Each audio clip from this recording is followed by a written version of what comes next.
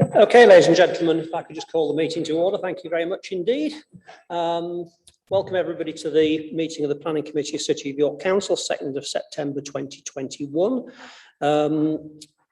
I'll just go through a couple of items of housekeeping. If I could ask all people present, please, to turn their mobile phones off or onto silent.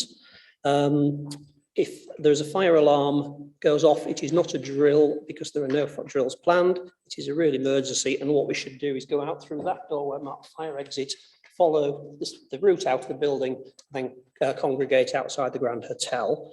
That we will be taking a 10-minute break after the first item, Cherry Lane. Obviously, toilets are through there. If it goes on a long time, that item goes a long time, and any member wishes to have a comfort break, please feel free to ask for it, either by sending me a message or by putting the hand up, and I'll be happy to grant that. Councillors are around the side of the room. There are also council officers. If I could just ask the council officers to introduce themselves and their role the first time to speak. Thank you very much. Okay, if we can move on to the first item on the agenda, which is declarations of interest. Do any members have declarations of interest to declare? Councillor Fenton. Thank you, Chair. Just in relation to item 4A, the Cherry Lane site, I'm obviously one of the ward councillors for Dringhouse in Woodthorpe, but just to confirm, are not sort of predetermined in my consideration of the application. I did attend the drop-in session that the applicants held in February 2020 to look at the plans and discuss them, but that's about it. Thank you very much. Just to say, I've had a message from Councillor Barker to say he's on his way and is running late. Thank you for that. Councillor Douglas. Yeah, just to for openness, to let everybody know that I'm the ward councillor for the for 4B, the Burnholme site, Heworth ward. Thank you. Thank you. No more? I should have also mentioned there are 2 apologies for absence. I do apologise for that. Councillor Eyre is not well, and therefore Councillor Cuthbertson is substituting for him, and Councillor Doty has offered his apologies at Councillor Rowley. Councillor Rowley is substituting for him. Sorry, I should have brought up at the start. Okay, if we can move on to the minutes, we have the planning minutes of the planning meeting held on the 1st of July 2021, and also the amendments to the meeting, which was held on the 17th of June 2021, to the first paragraph as listed in the agenda. Can I ask if members are happy for me to sign those minutes? I just have a show of hands, please, just to be on the safe side. Thank you very much indeed. Anyone against? Nope. Thank you. I'll sign those at an appropriate moment. The minutes for the August meeting are not available. Apparently, it's due to holidays and staff shortages, people being away. So consequently, we'll try and get those as a matter of urgency for the next meeting. Okay, now there are no speakers, I think, on the general remit of the committee under item 3. So we can move on to item 4, which is the plans list, and we'll take the speakers during the course of each meeting. So item 4A, 1 Cherry Lane, York, erection of 60 retirement apartments with care, community facilities, parking, landscaping and associated amenity space following the demolition of 3 existing bungalows. If I could ask you to introduce this, please. Thank you. Thank you, Chair. I'm Gareth Arnold. I'm Development Manager at City of York Council. There's no written updates, amending or adding to the report in front of members. I'll go straight to the presentation. So as Chair pointed out, this is an application for the erection of 60 retirement apartments in a 3-storey building following the demolition of the existing buildings on the site. So the plans first. So there's a site outlined in red. To the south are the stables for the racecourse. To the north is the Holiday Inn, access to the Knavesmire along Cherry Lane here. This is Tadcaster Road.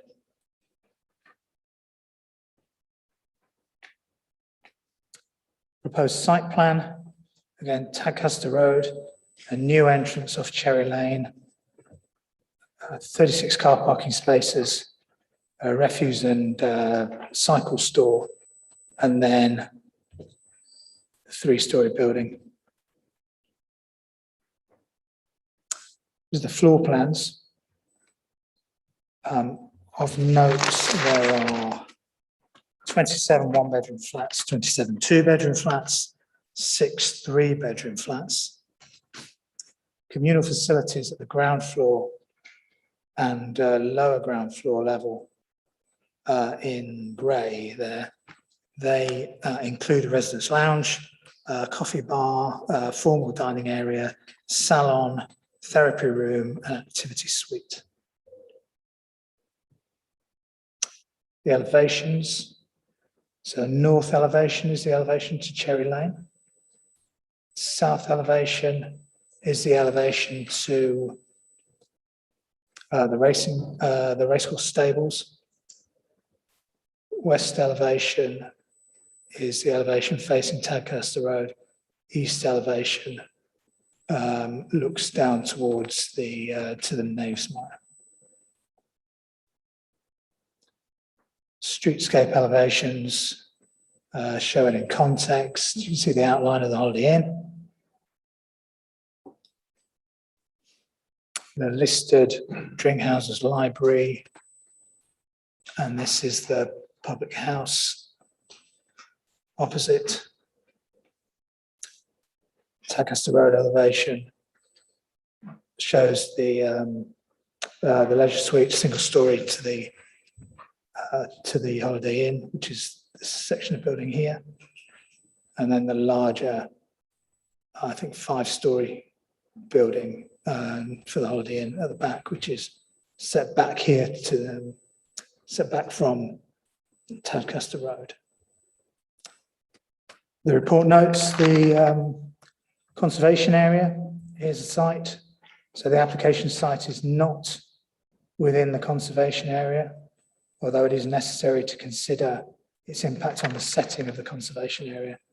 And this is the outline. It also considers up Tadcaster Road some way. Photographs. So these are the existing buildings on the site. Currently, these 2 dormer bungalows, and then at the back a further bungalow, which very low, but covers quite a large footprint. Another view from Tadcaster Road looking southwards. And again, but from the east side of the road. There's a site here.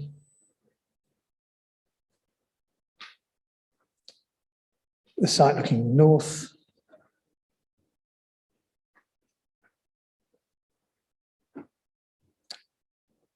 It's a racing stable, so the stables are at a lower elevation. It drops down after the first 10 or 15 meters or so. You can just pick out the roof of one of the bungalows on the site there. And then these are the listed buildings opposite. So they're all grade 2, Dringhouses Library, and 52 and 54 Tadcaster Road.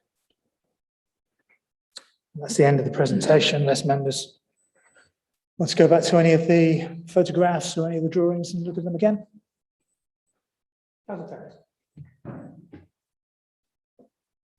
Yeah, would you mind going back to the image of the site plan and just point out where pedestrians will be able to access the site, please?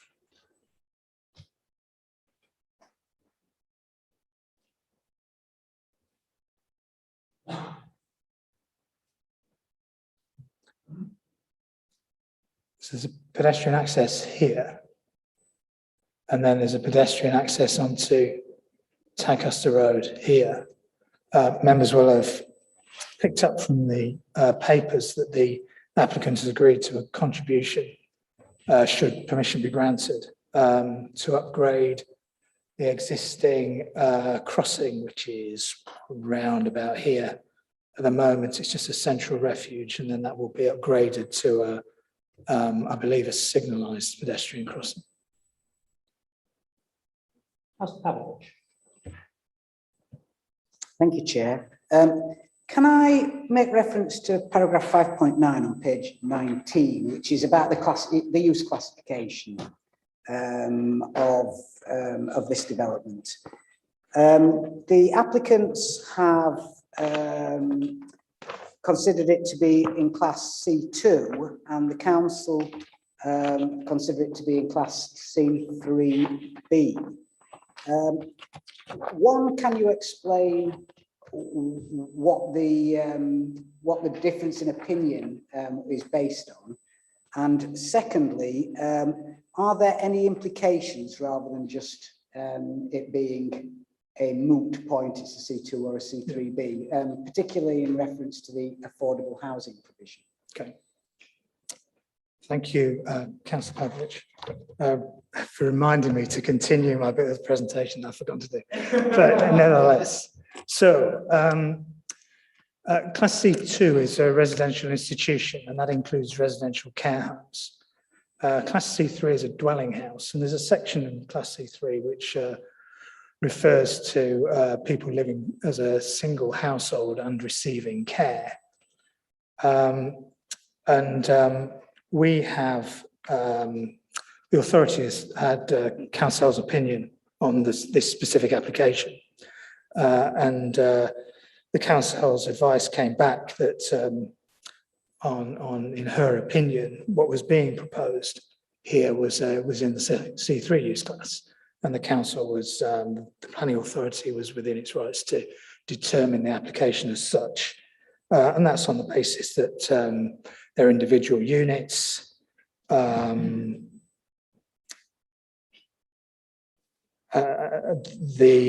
amount of care on offer is it could be quite minimal. And there's nothing to stop those being used as just general housing. Same way as any other general housing, there is an element of care that you have to sign up to, but as I said, that is quite minimal as a starting point. Why it's important is in terms of the council's affordable housing policy. So our affordable housing policy in policy H9 says that which is relating to older persons specialist housing, says that where development falls within use class C3, affordable housing provision will be required. So that's why it is an issue when considering this type of development. And there's a difference of opinion between us and the planning, us and the applicant, but we are clear on our grounds that this is C3 housing. Thank you, Chair. Yes, it is a quick supplementary. So in respect of affordable housing, the provision would have been the equivalent of 15 properties, commuted albeit commuted. However, if this were to go to approval, would it be on the basis of it being a C2 or a C3B? And would the committee be entitled, therefore, to require a affordable housing contribution? Yeah, we've considered the application as housing within use class C3. The applicant has agreed that if the planning authority consider it to be C3, then it would be subject to affordable housing. It has intimated that an affordable housing contribution could be made. Councillor Wardley. Thank you, Chair. On paragraph 1.1, it's on about parking where there's 32 spaces and 4 disabled. I'm a little concerned as is this enough for the tenants themselves, visitors, medical, ambulance, anything like that? And also, my mum used to work at Holiday Inn, so I know that there's an overspill from their car park, so it goes all over the road, so on Cherry Lane. So I'm concerned that if there's not sufficient parking, might not be sufficient parking for here. Could you answer the question? Thank you. What is, the application is proposed as housing for older people. The applicant submitted a parking strategy and an explanation of why they considered that this was an appropriate level of provision, and that was based in a large degree on other sites that it operates around the country. So it has evidence of what the parking demand is at other similar facilities. So they say it is aimed at older people. It takes into account that care needs and demographics and the average age of occupants is in the mid-70s. It does make the point that couples are more likely to have a car when they move in rather than single occupants.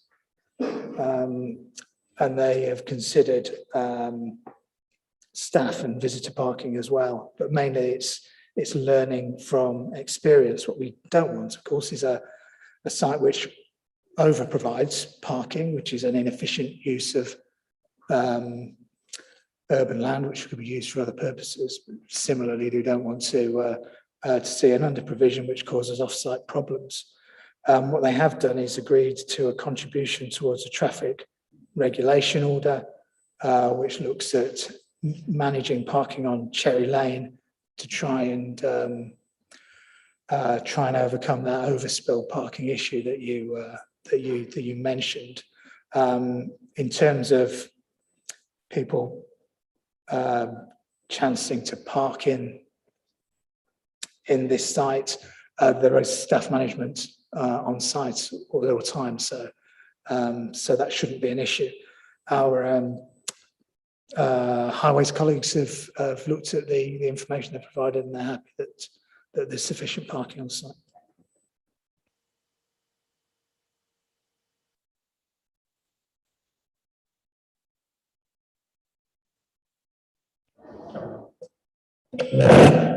Was there any consideration given to actually making it a no parking development for the residents in there?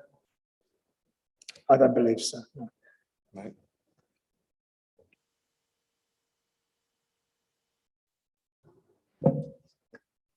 Thank you, Chair.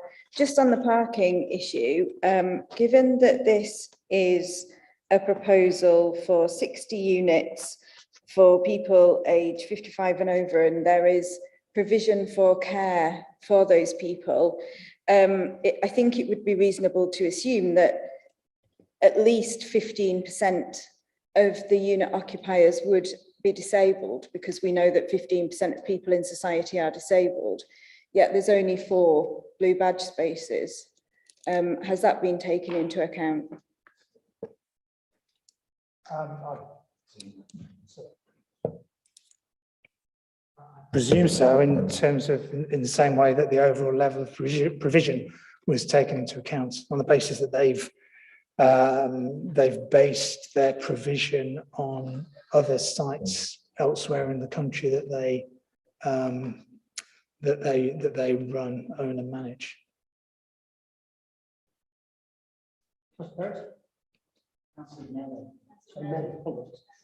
Sorry. Thank you, Chair. Yes, so a couple of the objectors raised the issue of Cherry Lane as well, congestion and highway safety. Are they existing issues, or are they concerns about this development creating issues? And then if it's the latter, is it thought that a TRO to limit parking would prevent those issues from occurring? My points of concern are that all traffic access in the site would need to go along a considerable distance of Cherry Lane, not just for parking, but for any dropping off or picking up or deliveries. And because all the parking's at the back of the site, it's possible that if people live towards the west of the site, then actually there'll be cars pulling up for pick up and drop off near those 2 pedestrian access sites rather than driving all the way around to the back and then walking through the site?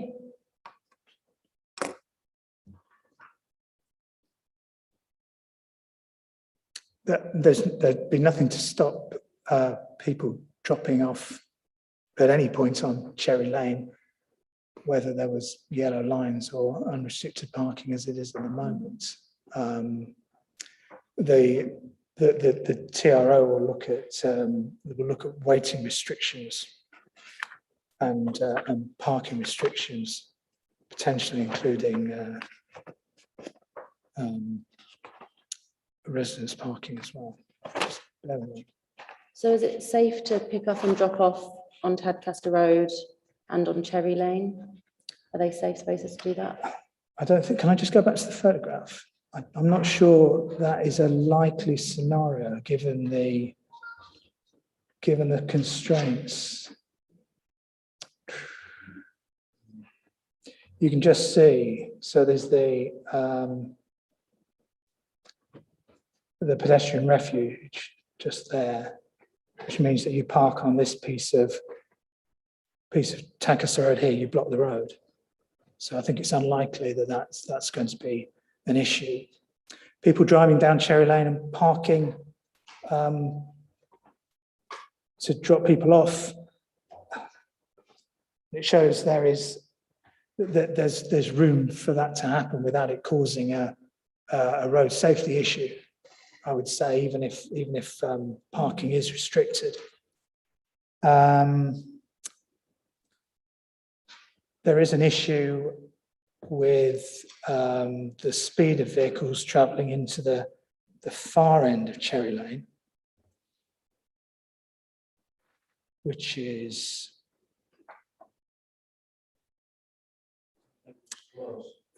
too far. Just here, where there's a lane which goes down to the Knavesmire, just beyond here. This turns around into St Edward's Close, which is a road of maybe half a dozen large detached houses. And the applicant has agreed to fund changes to their carriageway to try and address those issues. That answers your question, okay, Councillor Melly? It answers my question, but doesn't necessarily address my concerns, I think. Thank you. Councillor Rowley. Then Councillor Watts. Thank you, Chair. It is a supplementary to Councillor Melly's question, really, but it takes us down a different avenue. So on the existing picture that you showed us of Cherry Lane, there's an existing turn off into where the current development, or the current bungalows are. So it would appear that that's going to go. So obviously the access to the development will be further down Cherry Lane. My concern and would be, given the fact that it is designed for those that are over 55 and possibly needing care, will be the access of emergency vehicles, and also, forgive me, in my professional capacity, the removal, whether it be to an emergency vehicle or to one of my vehicles. Yes, you could pull up potentially on Cherry Lane, but just, you know, on the I'm trying to get my bearings here. So going out of York, the side going out, that's south. On the south side there, adjacent to the stables, there's nothing. I'm just slightly concerned about access for emergency vehicles. I don't have them to show, but we have a vehicle tracking which shows the council's largest refuse vehicle accessing the car park and turning. Our highways colleagues don't have an issue that there would be don't consider that there's any highway safety or congestion issue in terms of accessing that. No, I suppose I'm more, sorry, Chair, I'm more concerned about emergency vehicles that need to give emergency assistance, and given the nature of the development, that likelihood is higher, given the age of those residents, than it would be of a a development that wasn't necessarily aimed at retired individuals. So the requirement for emergency vehicles will be higher. And are we saying that those emergency vehicles, certainly for the developments on the south side that face the stables, there doesn't seem to be any easy access for emergency vehicles. And if you've got someone that's in one of those apartments that needs urgent assistance, the emergency vehicle can only go into the car park and has no way other than by foot accessing some of those. So it's a concern that I wasn't sure if you've looked at. There's access. There's a central corridor that runs. So there are various where are we ground floors? There are various access points into the building. So that's on the south side. On the north side, so Cherry Lane runs along here. There's an access there, and then what you'd probably consider the main access here. And then this central corridor. So the flats, some of the flats have access directly out into the grounds, but they have their individual front doors internally. So like many similar developments of this type, but I don't think we would or have quantified a detriment in terms of emergency vehicle access from it parking in a car park and then attending a flat elsewhere, and I'm not quite sure how we would do that. Councillor Waters, was your supplementary as well? Not to that point, really.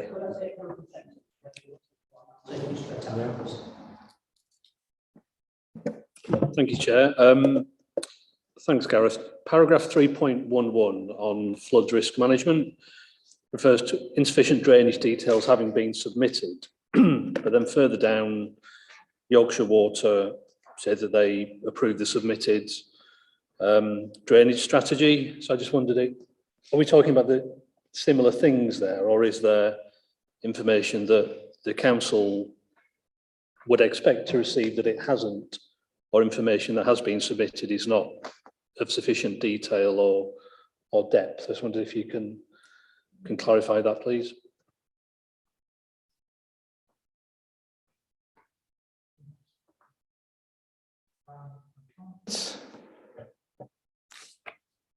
I can't answer that.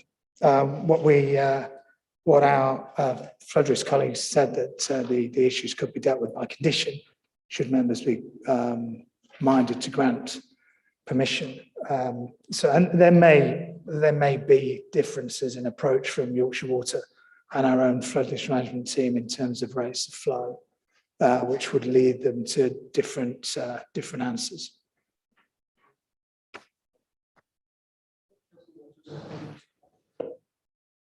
Just going back to Councillor Melly's point on Cherry Lane and the impact of the extra traffic, has any assessment been given as to the amount of pedestrian and cycling use that it currently receives? Because to me, it's a main highway onto the Naresmire, the people of Acomb.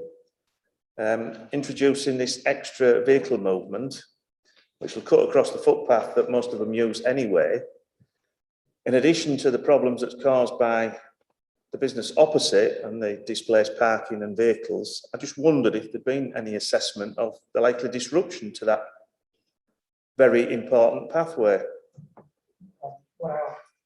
What our highways colleagues would have looked at is the likely traffic generation from this type of development, and their view is that it wouldn't have a significant impact on road safety. So there hasn't been an assessment of the amount of usage it receives at the moment.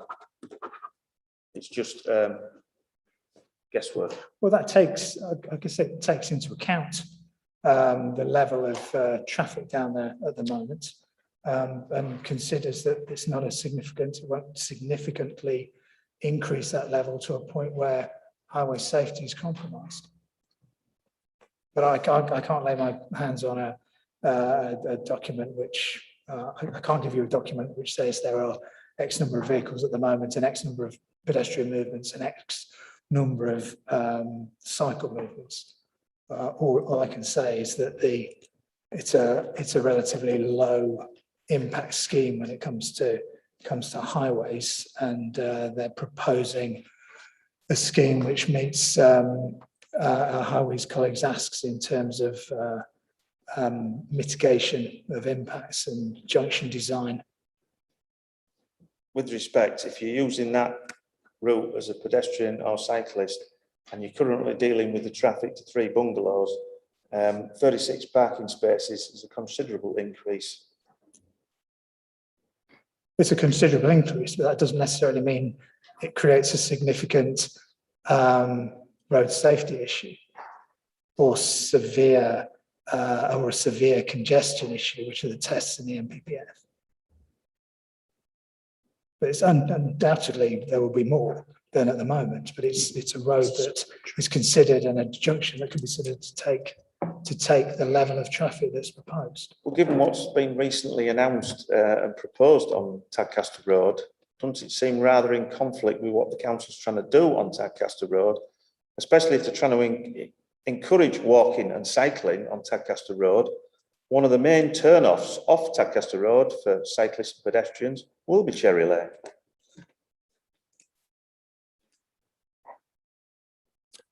Is yours supplementary, councillor? Because I've got councillor Wardby waiting as well. She indicated quite a while ago. Is it supplementary? Sorry, it is, right? Sorry, okay, I'll take it first. Sorry. Just on that access to the Knavesmire that councillor Waters has raised, what is the view of the racecourse as to this development? There's an objection.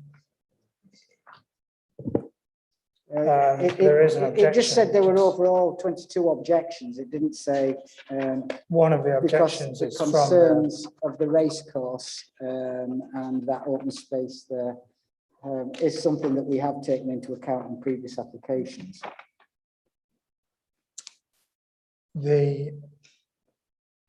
the objection from the racecourse is included within paragraph 4.1.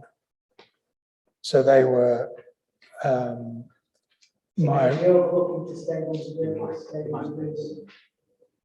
Sorry, Richard. Is it the view of the Knavesmire would be blocked, the overlooking to Stables building? It's not around the access issues. Yes, it's the. Oh, it is. My. Don't test me on all 22. No, I just want to test you on one. My recollection is that it's the issue of the loss of the quiet atmosphere of the stables, leading to reduced use of the premises, as the peaceful nature of the site is important for keeping horses calm. They also made various townscape issues about the impact. Townscape issues, the impact of the proposals on the conservation area and the visual amenities of the street scene. They were concerned about the overlooking of the house that's on the site and the short-term accommodation that they have on that site as well, and views up from the Knavesmire. Okay, move on to councillor Wardby now, please. Thank you, Chair. 4.2, second bullet point, it says the scale and height threatens to detract from and jar with the listed buildings. I just wondered if you could tell me the height difference from the new proposed new build to the height of the buildings opposite on Tadcaster Road, and how close to Tadcaster Road is the new proposed building? I'm glad you asked me that, because I can. So these buildings are up 10 metres, just over 10 metres in height. And they extend for a little more than 100 metres as a single building along Cherry Lane. This building here is the listed Dringhouse's library. That's 8 metres in height. The next door, is it the Fox and Roman? Fox and Roman is 10 metres in height, although that's set back from the carriageway, isn't it? And there are some lower, slightly lower gables at the front, which I believe are 8 metres in height. There is a setback from the carriageway. Actually, I don't have that measurement. What we can do you know, setback? Sorry, we don't have that setback. What we do have is the site plan, which illustrates the distance. Can you not measure it? What, and come back to me? Please, thank you I'll very give much. it a go. Thank you. It's not easy.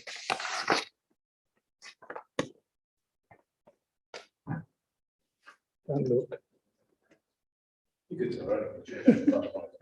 So at its closest, it appears to be a little less than 8 metres from the, sorry, that's not right.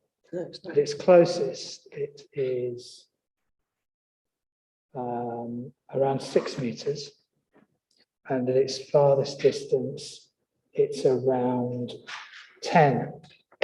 It's 12 metres back. It's very rough,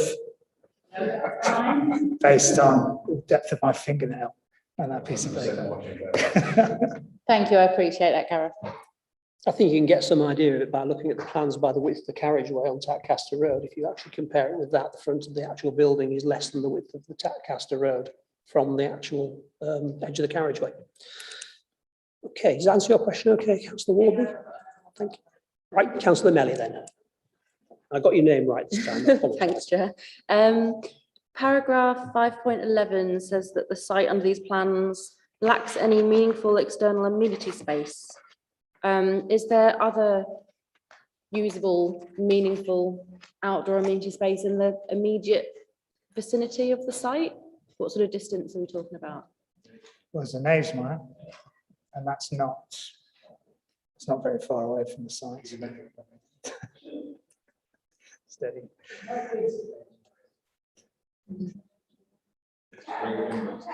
Yeah, sorry. I'm sorry, I don't live on that side Chair, of the city. sorry, I don't can we know just- the area. Can we just, there are a lot of people making comments that I'm sure they believe to be funny in the background, but it is quite distracting and some of them are quite offensive. So it would be really helpful if we could keep to a person asking a question and the question being answered by officers. That would be great. Thank you. Thank you. We were trying to actually establish the distance while we're doing that, but yeah. Do we have a distance to the Knavesmire and a rough indication of the Knavesmire size, please? I think quite about 100 metres, I would say, to the Knavesmire from the nearest point, and the Knavesmire, I think, would just class it as big. I think that would sort the problem out quite nicely. It's not as big as Strengths of Common, but it's still big. So the drawing on the screen, so here's the site, and this is a small car park into the Knavesmire. And when the races are on, there's an access across to the tarmacked track that goes around the inside of the race course itself. So that would be the primary access route down to the Knavesmire.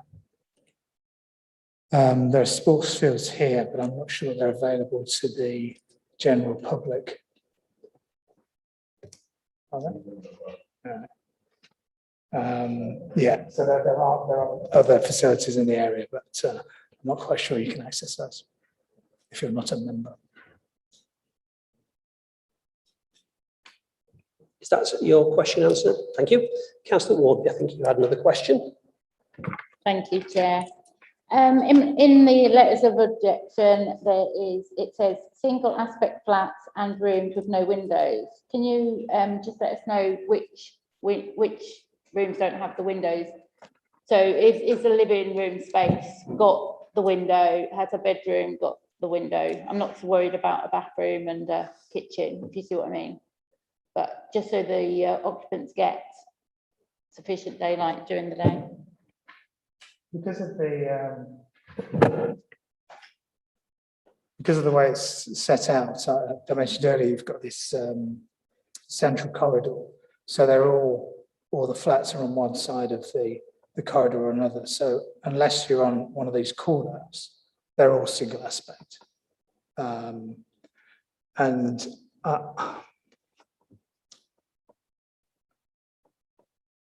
I think that, as far as I can tell, all the living accommodation, is provided on walls with windows. These rooms here, are bathrooms. I don't see that there doesn't appear to be habitable rooms which don't have windows. Any further questions from members before we move into public participation? Councillor Wardby again. Sorry, Chair, last one, I promise. And so in 1.3, it says about a leaflet drop and that, but the objections say there has been a lack of public consultation. My question was just how far does the leaflet drop go? How many homes does it go to? And was it done by the applicant or ourselves? It wouldn't have been done by ourselves. This was a pre-application one. The applicant's agent is speaking. I kind of suggest it would be a question that's better put to them. Thank you. Does that conclude member questions? In that case, I think we can move into public participation, and we have Alex Jones of Adlington Retirement Living, who is speaking as the applicant and is attending via Zoom.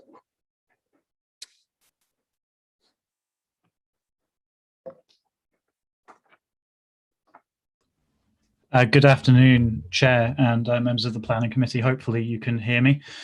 Thank you. You have 3 minutes, and I'll give you a heads up about 30 seconds before the end. Excellent. Thank you very much. As the Chair said, my name's Alex. I'm a planner for the applicant, and I'm here to ask you to approve this scheme, especially considering the pressing need for specialist accommodation for the elderly in York. This application presents an opportunity for you to improve the lives of many elderly residents in need of care and support.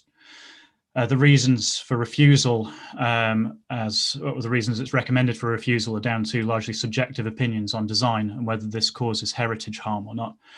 I feel it's pertinent to note that the planning officer with whom the applicant has worked collaboratively for over a year initially wished to recommend this scheme for approval. Sadly, for those desperately in need of this form of accommodation, this was overruled. It must not be forgotten that 65% of those people responding to the pre-application consultation, many of whom were local residents, felt the design and architectural detail were of high quality and would complement the wider area, a view I agree with and I hope that you are able to share. However, even if harm is identified, there are significant material benefits to the scheme that would outweigh this. Importantly, the government describes the need for specialist older persons accommodation as critical. There's an acknowledged shortfall of extra care housing within the city, circa 600 units by the year 2030, and this is particularly acute in the southern area where the site is located. The lack of adequate provision in this part of the city and no real plan for addressing it means that those that need such accommodation must relocate away from friends and family, and this was a key concern of those people who attended the public exhibition. Thus, provision of specialist accommodation in this location should be given significant weight.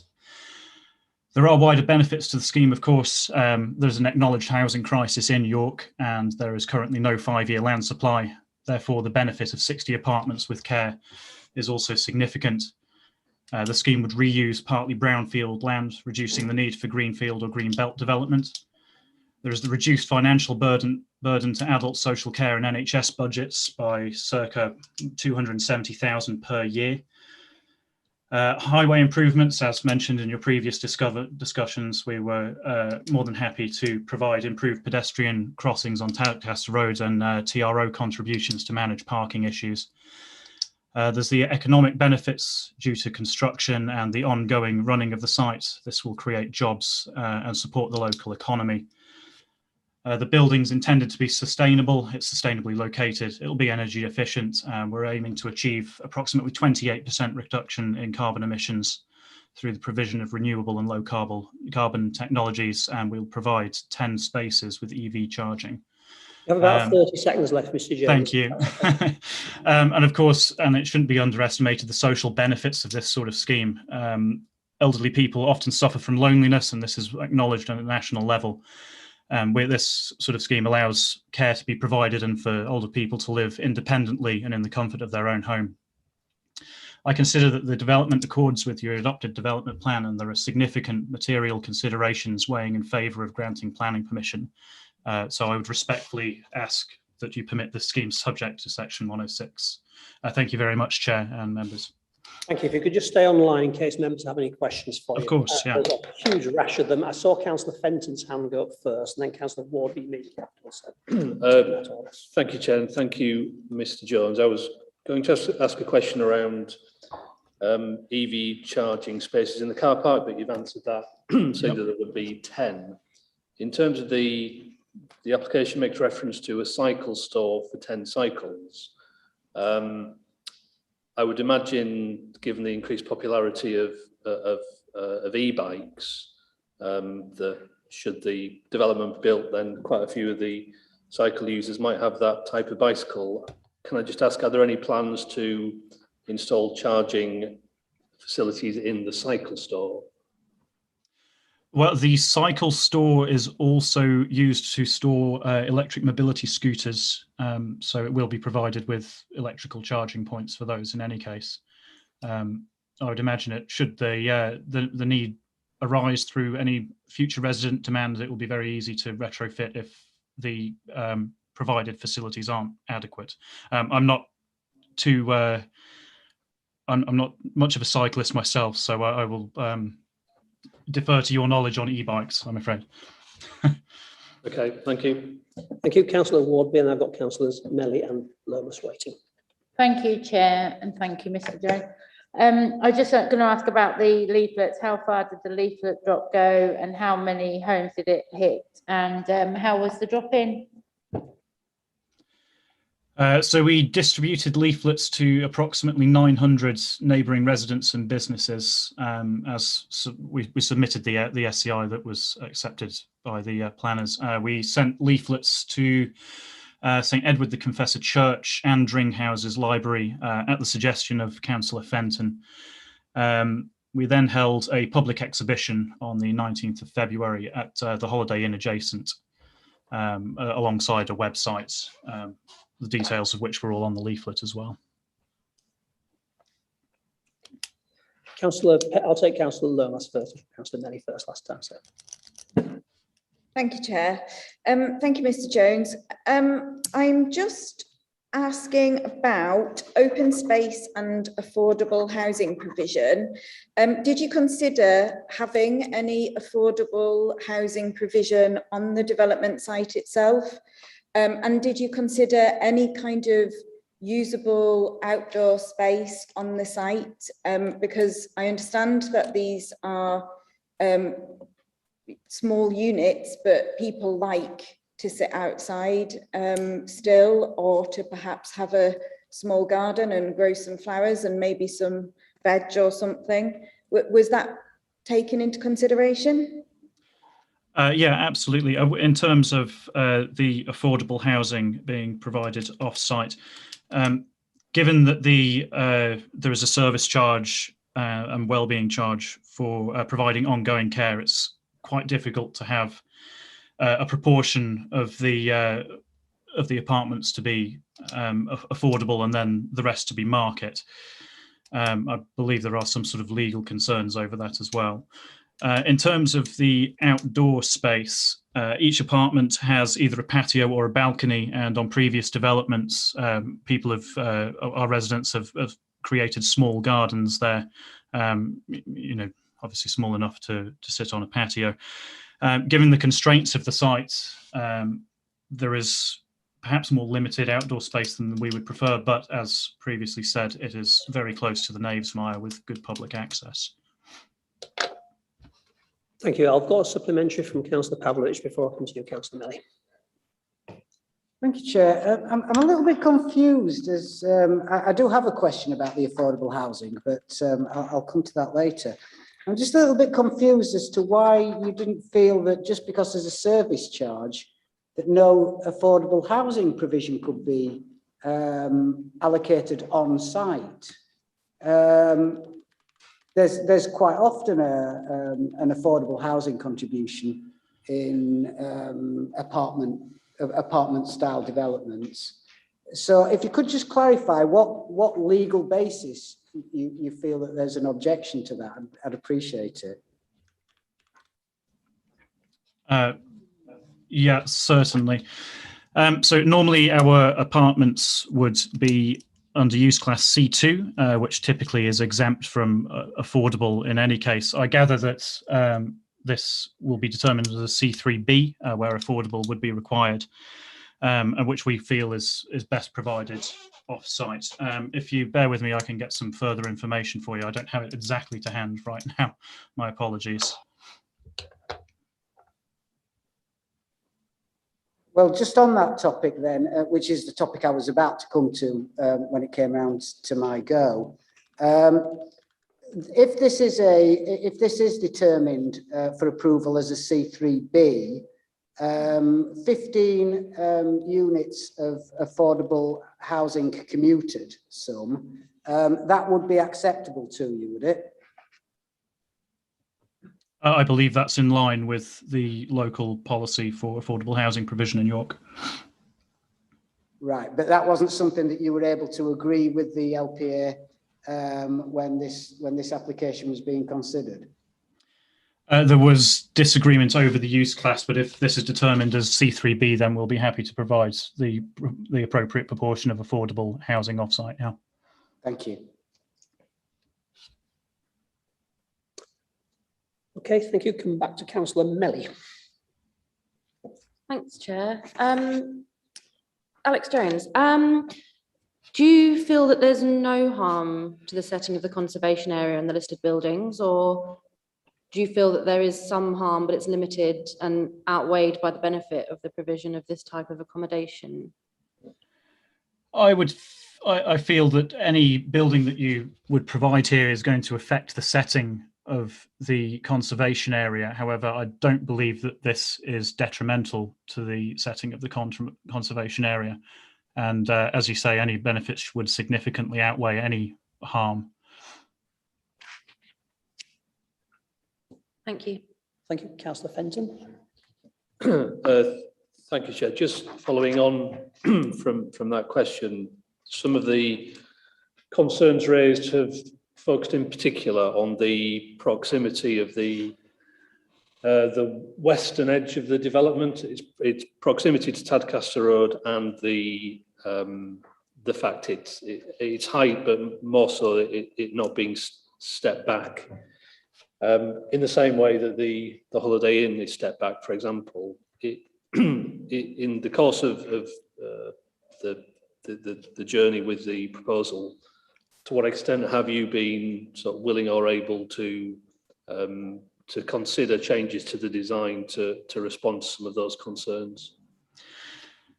The design for this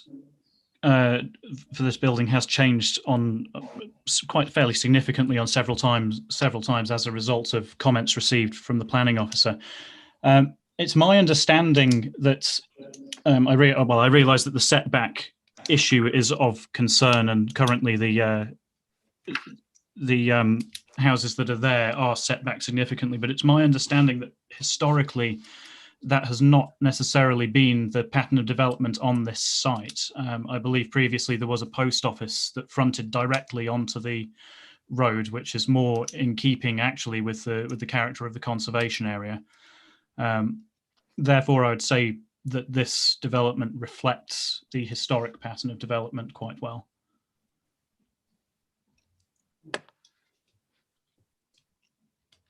Any further questions from members? I have one. Mr Jones, did you ever think of because obviously the proximity of the front of this building to Tadcaster Road, it sticks a lot further forward than the buildings on either side. Did you ever consider the possibility of moving the residential block further towards the rear of the site and pulling the car parking further to the front where it could be covered, completely surrounded by landscaping? Yes, but given the levels of the site and drainage, this does make the engineering solution not work terribly well, unfortunately. This is the best layout in our opinion for the site, and as previously stated, I believe that the setback is sufficient to reflect the nature of the conservation area. Thank you for that. Are there no further member questions? In that case, are there any further questions for our officers before we move into debate? I see none, so therefore we can move into debate, if that's okay. Councillor Waters. Right, well, I'd just like to move the officer's recommendation then to refuse. I've been fairly consistent over these previous months with sort of jumping on these applications whereby we seem to be getting higher and higher in this city. I fully understand what the planning officer's written here and the concerns of the Civic Trust, but I do think Councillor Pavlovich beat me to it when he referred to the concerns to the stables as well, because I think if you disregard what the racecourse are saying to you here, before you know where you are, there'll be a planning application to move the stables somewhere else. We cannot compromise that operation either. I don't believe we'll be into a debate on conditions on this, but if we were, I think the conditions for construction will be very interesting, bearing in mind the constraints with the stabling of racehorses during the summer. But I move the officer's recommendation to refuse. Was any member prepared to second that recommendation? Councillor Fenton. Thank you, Chair. I think the applicant, I think quite rightly highlighted a need for this type of accommodation, particularly in this area of York. And overhearing some of the conversations at the drop-in, there are a number of residents who saw this as a potential place for them to live if they wanted to downsize from their current accommodation but still live locally. So I'm supportive of the concept of this type of accommodation being provided in the drinking houses area.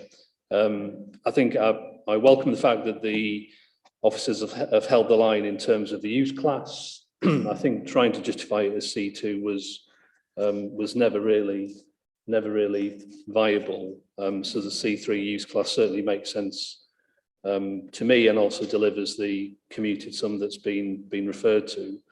And it's with a somewhat heavy heart that I'm seconding Councillor Waters moving the officer recommendation. I think the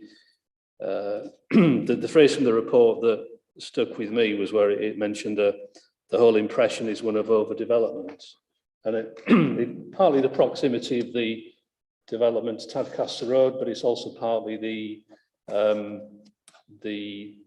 sort of single entity nature of the block itself, and thinking of some other applications where we've considered where applicants have been willing to create separate blocks in order to break up what would otherwise be a very lengthy building and would dominate that particular streetscape. So with a somewhat heavy heart, I'm happy to second Councillor Waters' proposal. Any other members like to speak? And it has been proposed and seconded that we move the officer's recommendation for refusal. Can we just clarify the grounds for refusal absolutely clearly so our officers know exactly what we're... You've got them written down, have you? As recommended, fair enough, if that's okay. If there's no others, Are we going to make reference to the potential impact on the racing stables? would that be a... I think we consider it as within the report somewhere.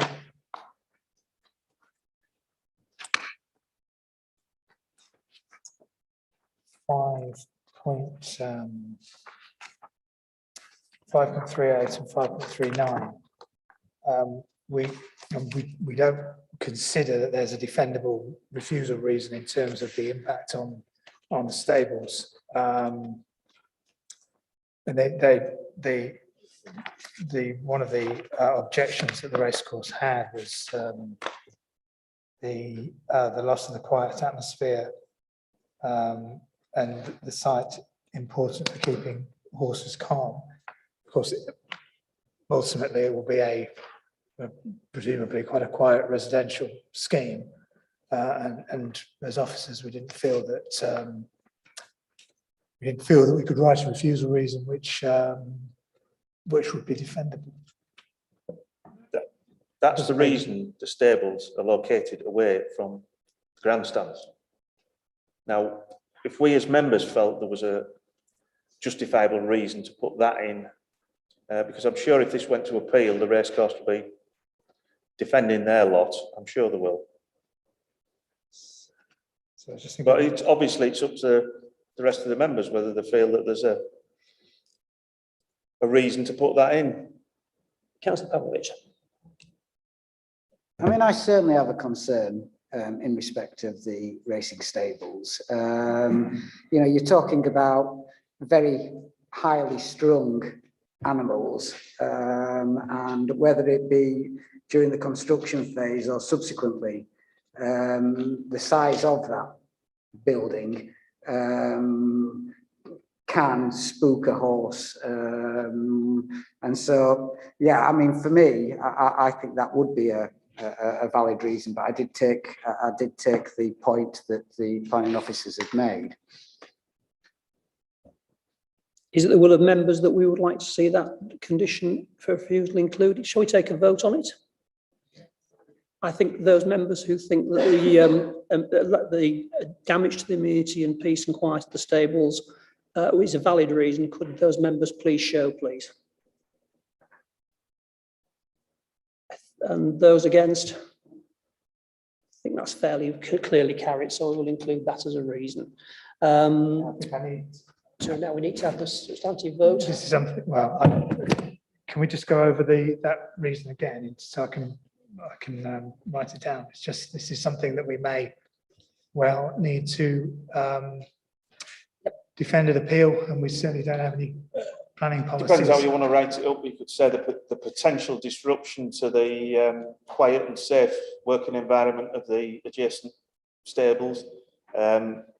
I'm sure those stables have got some conservation area status or listed status, have they? As well? No. But it is an existing use. And it is up under the Agents of Change Act, is up for the applicants to ensure that they do not interfere with existing uses as well as it works both ways, as I understand it. It would be what we'd be looking at is the impact of the building as complete. Yeah, the stables rather than construction. Construction is temporary, fair enough. Yeah. But it's when it's complete, the height of the building, the extra noise which will be generated, lighting, all sorts. Councillor Rowley. Thanks, Chair. I was just going to say that, you know, the danger to the horses during the construction process and the spooking of the horses. I appreciate that the building is that the construction is temporary, but that for me, in terms of the welfare of the horses, would be quite a serious concern for me. So whilst I understand that we're saying that, you know, the construction is temporary, I think that it is a big enough reason to put in there. I don't think it's the main reason reason. to construct a development of that size without affecting the welfare of the horses. I must confess, my main reason for supporting refusal is the visual amenity. I think it is a massive overdevelopment. It's far too bulky. It's far too close to Tadcaster Road, and it is detrimental to the listed buildings, the conservation area opposite. So, you know, I'm quite happy that that would be sufficient. But I think, you know, if you want to add extra. So, are you ready to move to the vote? In that case, it has been moved and seconded refusal. Will all those in favour please show?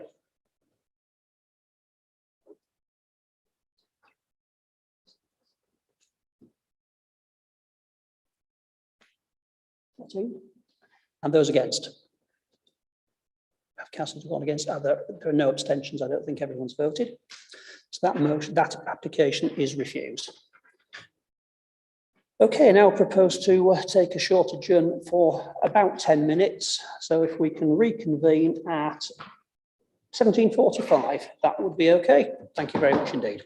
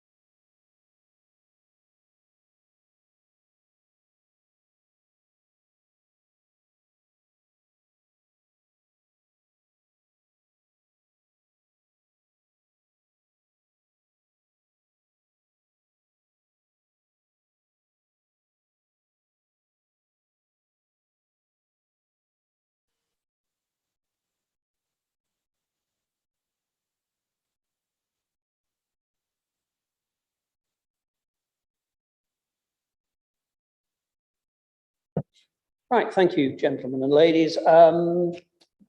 Move on to the second item on the agenda, which is the Burnholme Community Hub at Mossdale Avenue, erection of 83 dwellings.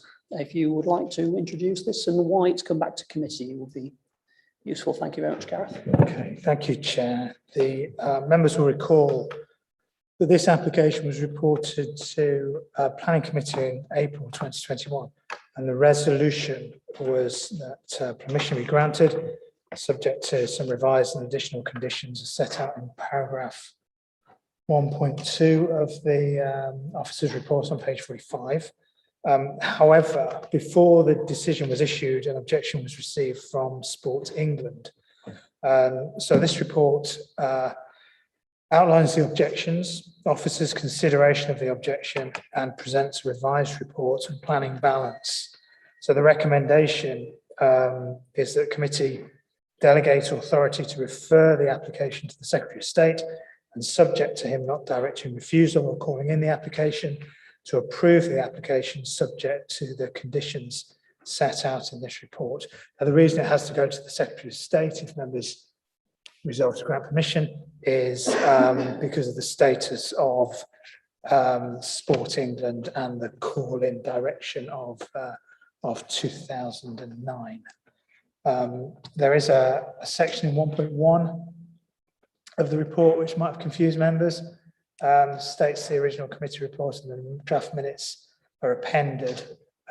We then decided on a different approach to presenting the report, but neglected to take that sentence out. So they're not appended.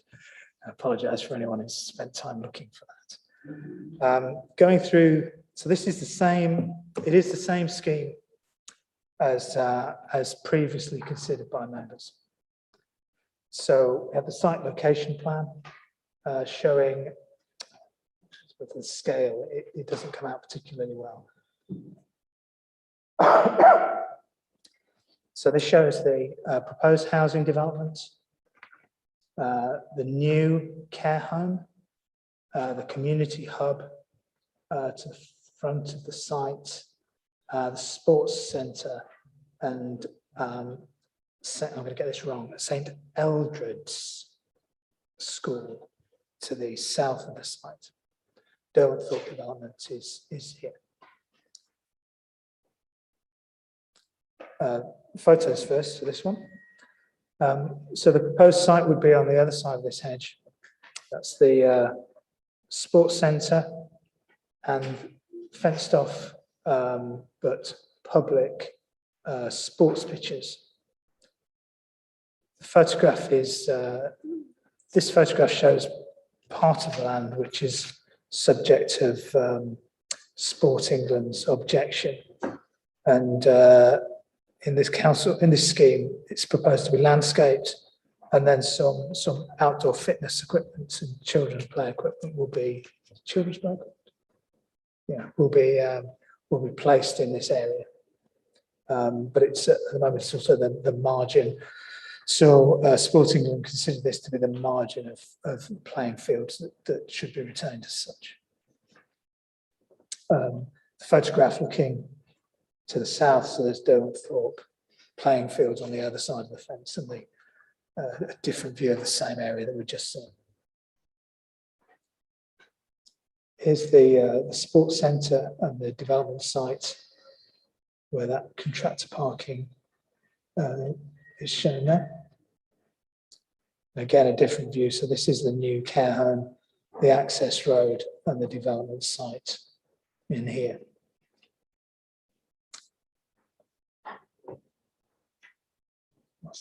That's the care home. And then the frontage of the community hub site. And this is the proposed pedestrian access from Darnbrook Walk, which is the small residential cul-de-sac to the south of the site. This is the development site, and then there's residential property to the north, and you can just see the roof of the care home from the previous photograph. This is a development site, so 83 dwellings proposed, a series of terraces, an area of sites just to the south of the sports hall, which would be for self-build. We go through some of the typical house types.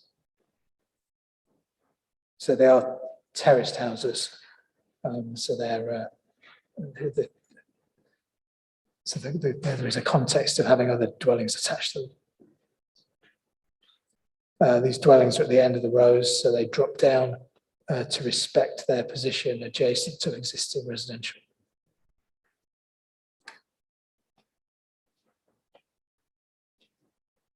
Floor plans, sorry. And then some typical elevations. So this is a terrace that backs on to existing residential at relatively close proximity, which explains its design, single dropping down to single story at the rear.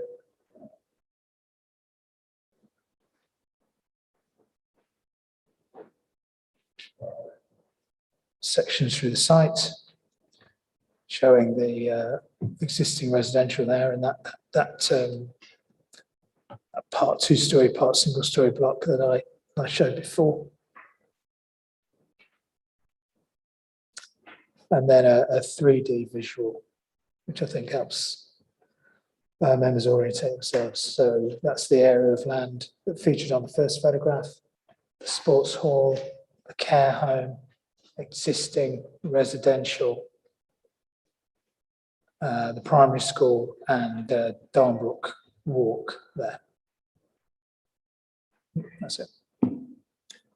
Right. Sorry, Jonathan was, there's no written update, but Jonathan's just going to go through the Sport England objection and that part of the planning balance for members. Yeah, thank you. Yeah, so the objection from Sport England, we've summarised it in section 1 of the report, and it's covered in section 5 at the beginning of the appraisal. And the objection relates to firstly the loss of the former playing field where the houses themselves are proposed, but also that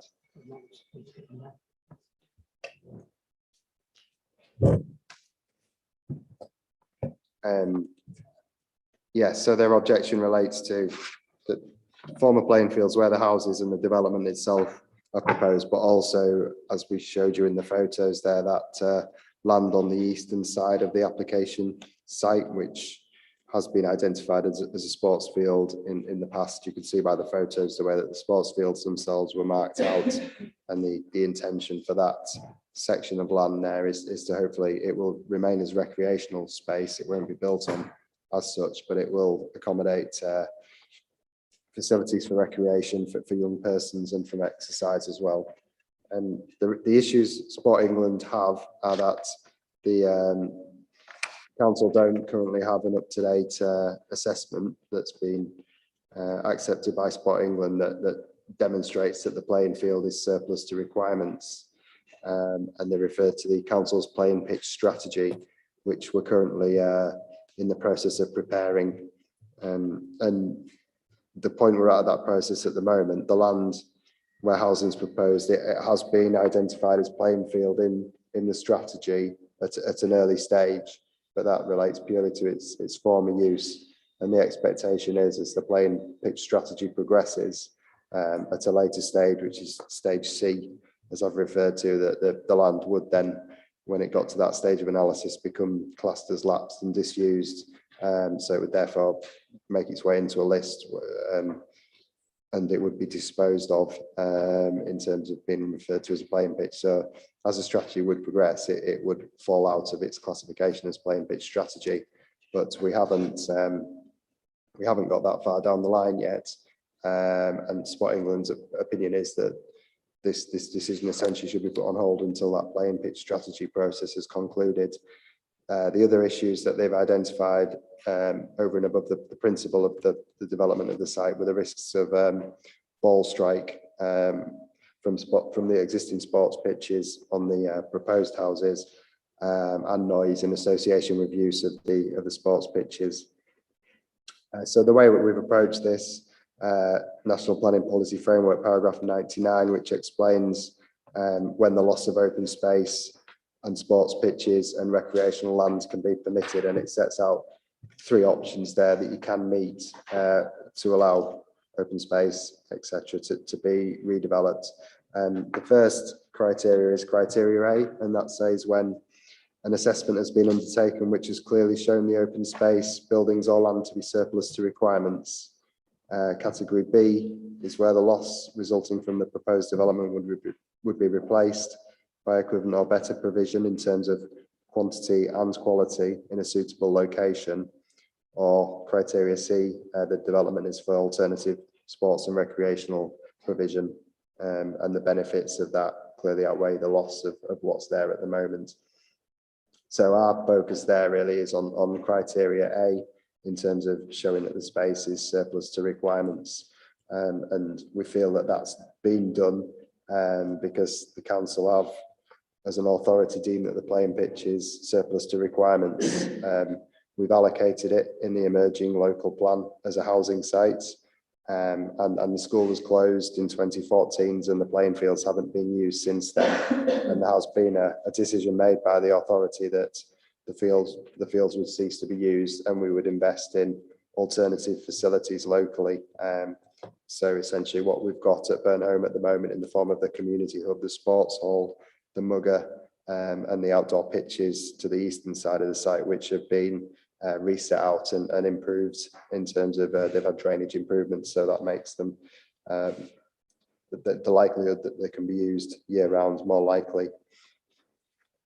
So that covers how we've addressed and considered the use of the site where the housing is proposed. In respect of the land to the eastern side, which Sport England are also objecting to the scheme over, we don't feel that that's in conflict with paragraph 99 because the site isn't being built on as such. We feel that we're essentially repurposing it to make it more usable.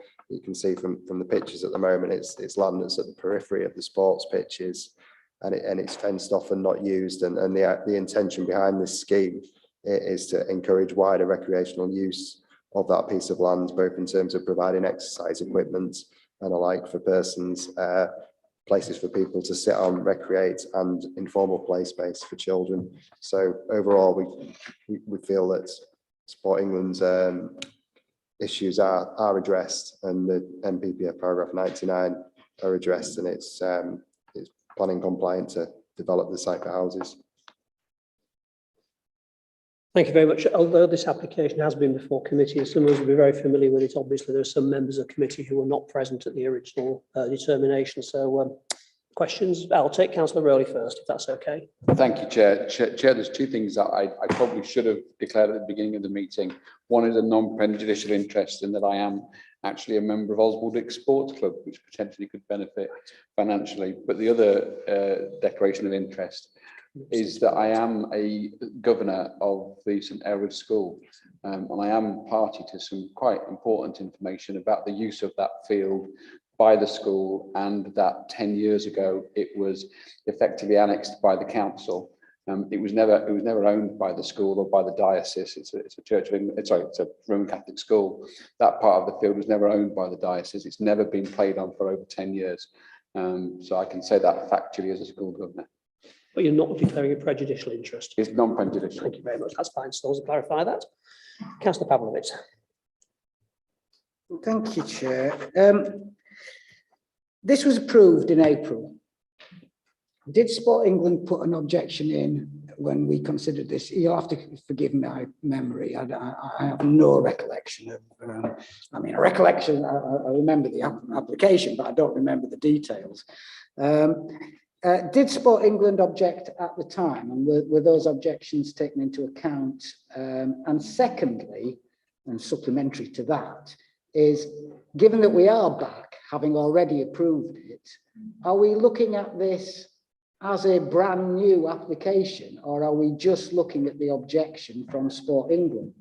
Are we really looking at the viability of the 3 houses and all the rest? Sorry, my mic went off. Did you catch any of that? I caught it all. Well done. So the Sport England objection came in after the application had been to committee, but before we had issued the decision. So as the planning authority, we had not yet made the decision on the application. And therefore, as they are a relatively important consultee, we felt that that response needed to be considered, and therefore also considered by members. So you didn't consider an objection by Sport England about the loss of the sports pitches. The second question. The second question is why we, well, what are we considering? Are we considering just this objection, or are we considering the whole application from scratch? Please say that. My advice is that you have to, whilst you've considered the planning benefits and the planning balance in terms of the benefits and disbenefits of the scheme, what you haven't done is consider that planning balance taking into account the objection from Sport England. So members need to make that decision with the knowledge of that objection and take it into account. It doesn't necessarily mean that you have to cover absolutely everything again, but it does need to be considered. Okay, Councillor Millie, I think you've been handed to Councillor Douglas. No, I was going to ask a similar question. I think it's been answered really. I joined this committee after this application was considered, so I haven't been part of the debate and considerations yet. So I was trying to assess how many questions to ask, or if we're just looking at the new information. But yeah, it might affect what you're saying, that might affect the planning balance. So we need to look at it all again. Okay. Councillor Douglas. Please, can you point out on that diagram you've got up there, the land that is in question? And secondly, am I right that it was playing fields for the Burnholme school, not for St Elfrid's, that they are contesting? Yes. The issue from Sport England relates to the entire site. Our response to them initially was that the sort of the T-shaped site, if you like, where the housing is proposed, we didn't consult them initially on proposed redevelopment of that site, because the school had been closed for over 5 years and the playing fields hadn't been used for over 5 years. So our understanding was that it wasn't necessary that we consulted Sport England. They have a slightly different view, that they feel that the land to the eastern side, which includes the playing fields, and where we're proposing to repurpose, that's obviously still in use as playing fields, that area, and they feel that the two pieces of land are interconnected, and we should be looking at how that change of use of that part of the playing field is affected, and also because of the interconnectivity that we're losing an extra T-shaped piece of playing field to accommodate the housing. Councillor Rowley. Thank you, Chair. It does pertain to Councillor Douglas's comment. I can categorically say that as a governor of St Elfrid's School, 15 years ago, that particular playing field was part of the playing fields used by St Elfrid's School, not by Burnholme. And it was maintained and it was looked after by the City of York Council on a contract. And then 10 years ago, City of York Council annexed it and stopped cutting it, stopped maintaining it, and put a fence along there. So it definitely was St Elfrid's playing field, not Burnholme's. I'll take Councillor Lomas first and then Councillor Waters. Thank you. Do we have evidence that it hasn't been used? Because I understand that there may be a perception it shouldn't have been used.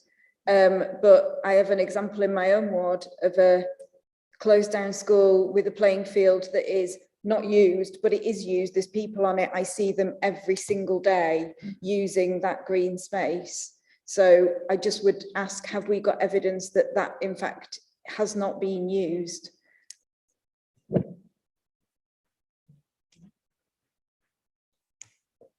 I don't know that we can definitively say that people haven't informally, whether legally or not, used it for recreation over that period of time. I don't have the information to answer that. I'll go to Councillor Rowley. I think. Sorry, Chair, thank you very much. Again, just I can give you an assurance. I don't think we have proof, but I can say that it hasn't been used for 10 years as a playing field. One of the reasons that it hasn't been used is because it's not been maintained. People have assumed it's part of St Erard School. It's been cordoned off and it's never been cut or maintained, so it's never been used. And also, about the time that the council annexed that bit of land, which is the council's, they did some heavy digging in there, so the actual ground itself is unlevel and uneven. So even if somebody had wanted to cut it, they wouldn't be able to. So I can say with a fair degree of certainty that it hasn't been used as a playing field. It's certainly not been used by the school for 10 years because it's not been fit for purpose. And I would say that it currently is still not fit for purpose as a playing field. Thank you. Councillor Waters. Just a very quick question. It's just for my own curiosity, Gareth. Does this happen often with statutory consultees? Surely you must, when you send these details out to them, they must have a date to respond by. It just seems a bizarre situation, does this? It's slightly more complicated because we didn't, when the application was originally submitted, we didn't consider that they were a statutory consultee, so they weren't notified. They consider that they should have been a statutory consultee. We still don't, but we have their comments now. I believe a local resident might have contacted them and asked them about the application. So having been in receipt of it, it was something we felt we needed to consider.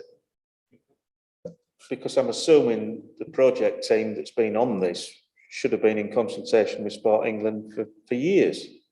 I'm assuming. I don't know the answer to that. I don't know what their own consultation process has been. I believe, yeah, I don't know exactly, but I believe in a similar way to that, when we were going through the local plan process and identifying sites for housing and whether they're deliverable, etc., to a degree that exercise was done, and it was thought that this wasn't a playing field at that point in time, and therefore it could be allocated as a housing site. I guess it's just that the remit of Sport England, their remit is obviously sports provision, and they're just like certain people feel we have a housing shortage in the city. Sport England will tell you we have a shortage of sports facilities as well. I know from my own memory with this, we was vehemently opposed to any loss of the sports pitches as existed on Burnholme at the time, which I assume we've retained from my own observations. I thought everything was sorted with Sport England and all this. I'm just amazed at this departure. Yes, Councillor Pavlovich. In paragraph 1.7, however, it says Sport England advises that land could be demonstrated as surplus to requirements had we done a playing pitch strategy, which is currently in production. So had we published that, Sport England presumably would have accepted that it was surplus to requirements. So is their objection just a technical objection that we haven't prepared a playing pitch strategy, or do they have a genuine objection about the actual land? Because if they're accepting that it could be surplus to requirements, it sounds more of a technical issue to me. Well, that's my understanding, and that's the steer that we've been given from colleagues in sport and open space, that they're in the process of undertaking that play and pitch strategy, and in due course the expectation is that this land will be acknowledged that it's no longer a playing field. But yeah, the issue from Sport England is saying you haven't reached that moment in time yet, and that document hasn't been finalised. Councillor Waters. So how close are they at producing this strategy? Is it a case of saying, well, this should be deferred for another month, if it's just a technicality?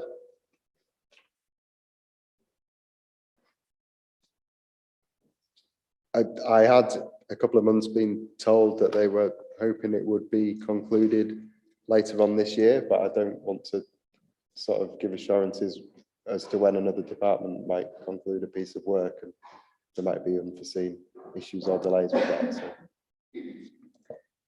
Can I just ask a question? I mean, the local plan is now at a fairly advanced stage. It's going back to examination. Presumably, there will have been considerable numbers of consultations on the land allocations made in the local plan. And presumably, this land was allocated. Sporting had every opportunity to put a response at that point. Is that correct?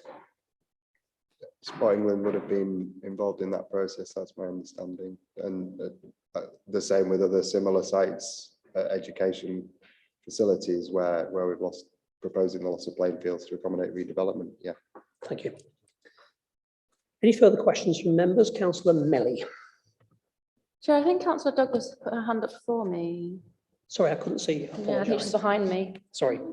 I'll take Councillor Douglas first. It's a question about the process that the Secretary of State will go through. If we approve this and it gets referred to the Secretary of State, could that person tell us that they reject our approval of the scheme, and then that land would need to be returned to a playing field? It would be we refer it to them, and they consider whether they feel that the issues are such that it should be called in for a public inquiry. That's the process, or they will come back to us usually within 21 days and say that the authority is free to deal with it as it sees fit.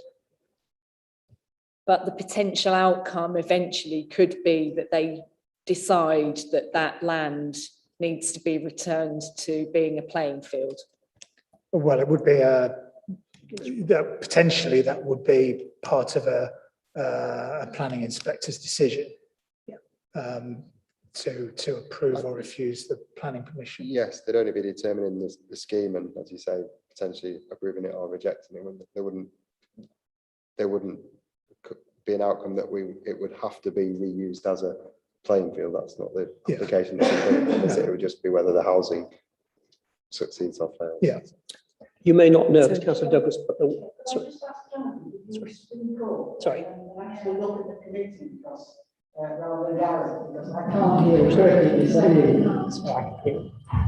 just said there has been a precedent for this. There was a scheme in 2014 which was approved by this authority, was referred to the Secretary of State for a public inquiry, was then refused, and the land was returned to the Greenbelt. So that is the process that goes through. The Secretary of State doesn't direct refusal, but he can put it to a public inquiry.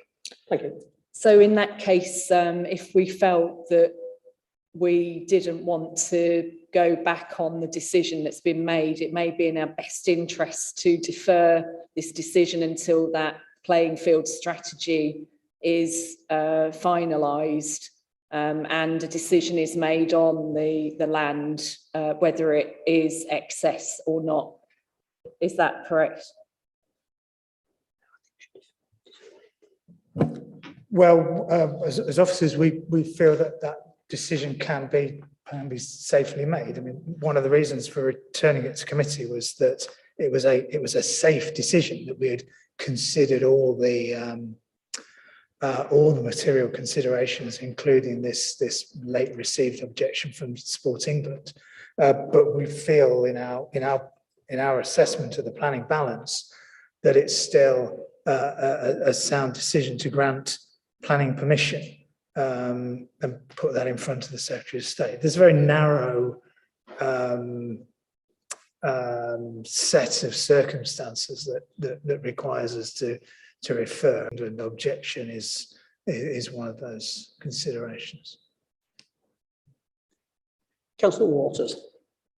If what Councillor Douglas has just said had been put forward as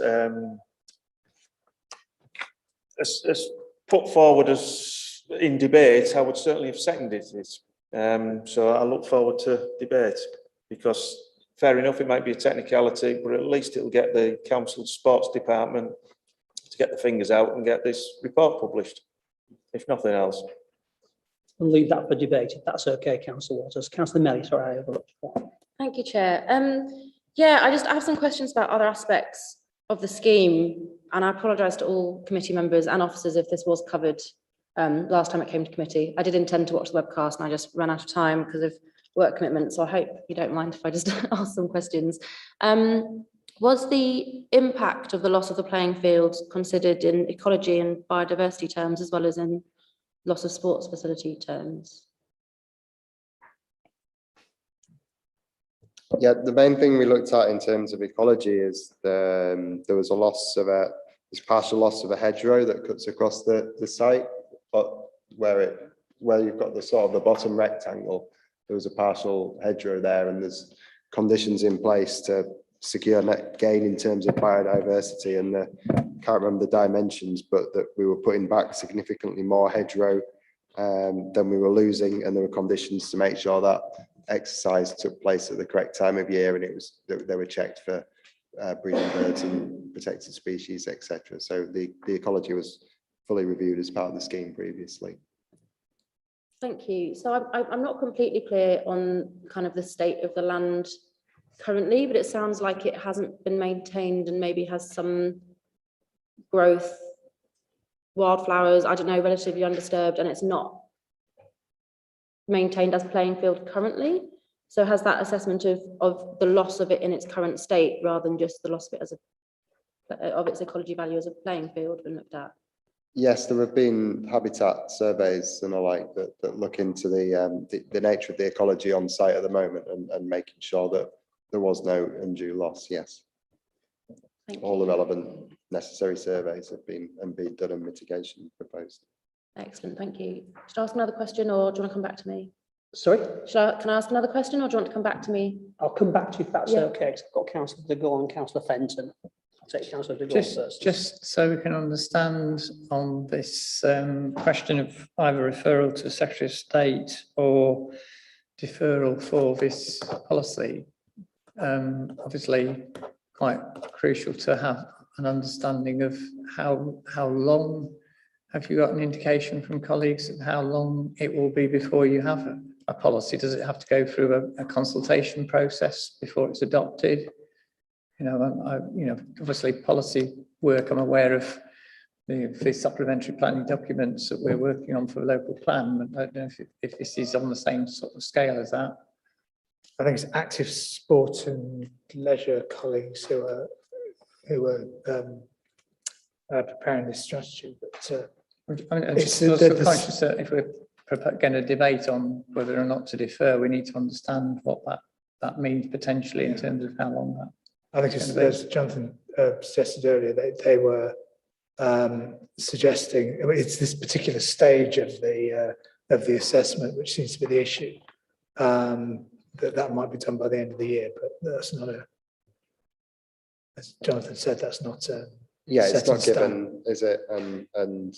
So in 3.1, we've summarised these sort of 5 stages that the strategy has to go through. And when we reconsulted in summer this year, they were still at stage B, which is gather information and views on the supply and demand. And so that's looking at what facilities we have at the moment. And then you move into stage C, which is assess the supply and demand information and views. So I think at the moment they're at because they're at the early stage, it still sits as a playing pitch because it's sat in there previously and it's not been taken out yet. So they still need to go through that process where they look at the quantity and quality of the types of sports pitches that we have across the city and whether they're still suitable. And that's what they're telling us it would be at that stage, that this site would come out of the allocations because it's evidently not suitable as a playing pitch. But they're obviously, it's mine straightforward. I presume part of the exercise also involves identifying what the city's overall need is and trying to find enough sites for that overall need. So it's not our job and we're not involved in it. So I don't know how complex completing the whole strategy and getting it approved is, and presumably Sport England are involved with consultation along the way. So they need to be satisfied with it to a certain degree, I think. I think it's worth bearing in mind that the council as planning authorities has made a decision in terms of the publication draft local plan to allocate this site as a housing site. Okay, so just, I'm trying to weigh up in terms of the debate we're going to have shortly. You know, from what you said, it sounds like it could be six to 12 months before this policy document is ready, compared with obviously fairly quick process of referring to the Secretary of State. If the Secretary of State decided to call a public inquiry, would that public inquiry consider the stage how far this policy document has got? You know, if we got a policy document that ready at that point in time, is that something that would be relevant to the public inquiry if that was the decision? Yeah, it would be. It would be a material consideration, but any call-in inquiry wouldn't wait until that document was completed. The decision would be made on the facts in front of the inspector at the time, and that's kind of what we're saying. That members can make that decision with their knowledge of what we set out in the reports. Councillor Waters. I'm just a bit confused. I thought we'd heard earlier that this policy document will be coming out before the end of the year, and now we're talking of 6 to 12 months. If this document is coming out before the end of the year, deferring this matter now is not going to result in any material delay, is it? If this ended up on a planning committee in November or December with that finalised policy document, or should I say a draft policy document, if it hasn't been through all the full stages, then surely that's a better way forward. Councillor Waters, if this was referred to the Secretary of State, he will come back with a decision as whether there was a planning inquiry within about 6 weeks normally. And knowing Robert Jenrick, he rarely, if ever, calls them in, because I've tried twice to call in applications and he's rejected them on policy grounds quite clearly. So the quickest way is to actually determine it and let the Secretary of State decide whether or not there is a need for a public inquiry. That is by far the quickest way, in my opinion. Councillor Fenton. Councillor de Gaulle asked the question I was going to ask. So. Fine. Councillor Melly, I think you had a question. Thank you, Chair. Yes, I had a question about, in paragraph 5.31, it says the scheme promotes sustainable means of travel by promoting car share. So what I found in other parts of the report is that means an offer of a voucher up to £200 per unit for car club incentive and 1 car club parking space. I'm just wondering how likely the car share idea, how likely it is that can work if there's only 1 dedicated car space, and how likely it is that £200 per unit voucher, is that likely to be taken up if there's only 1 parking space?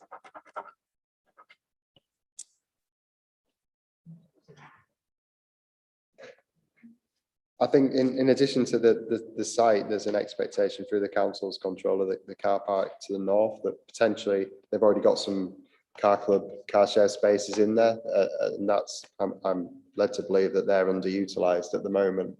So there's an expectation that they could take up demand from this site if needed, and if over time car share becomes more popular, then there's capacity in that car park and the option to provide further cars in there.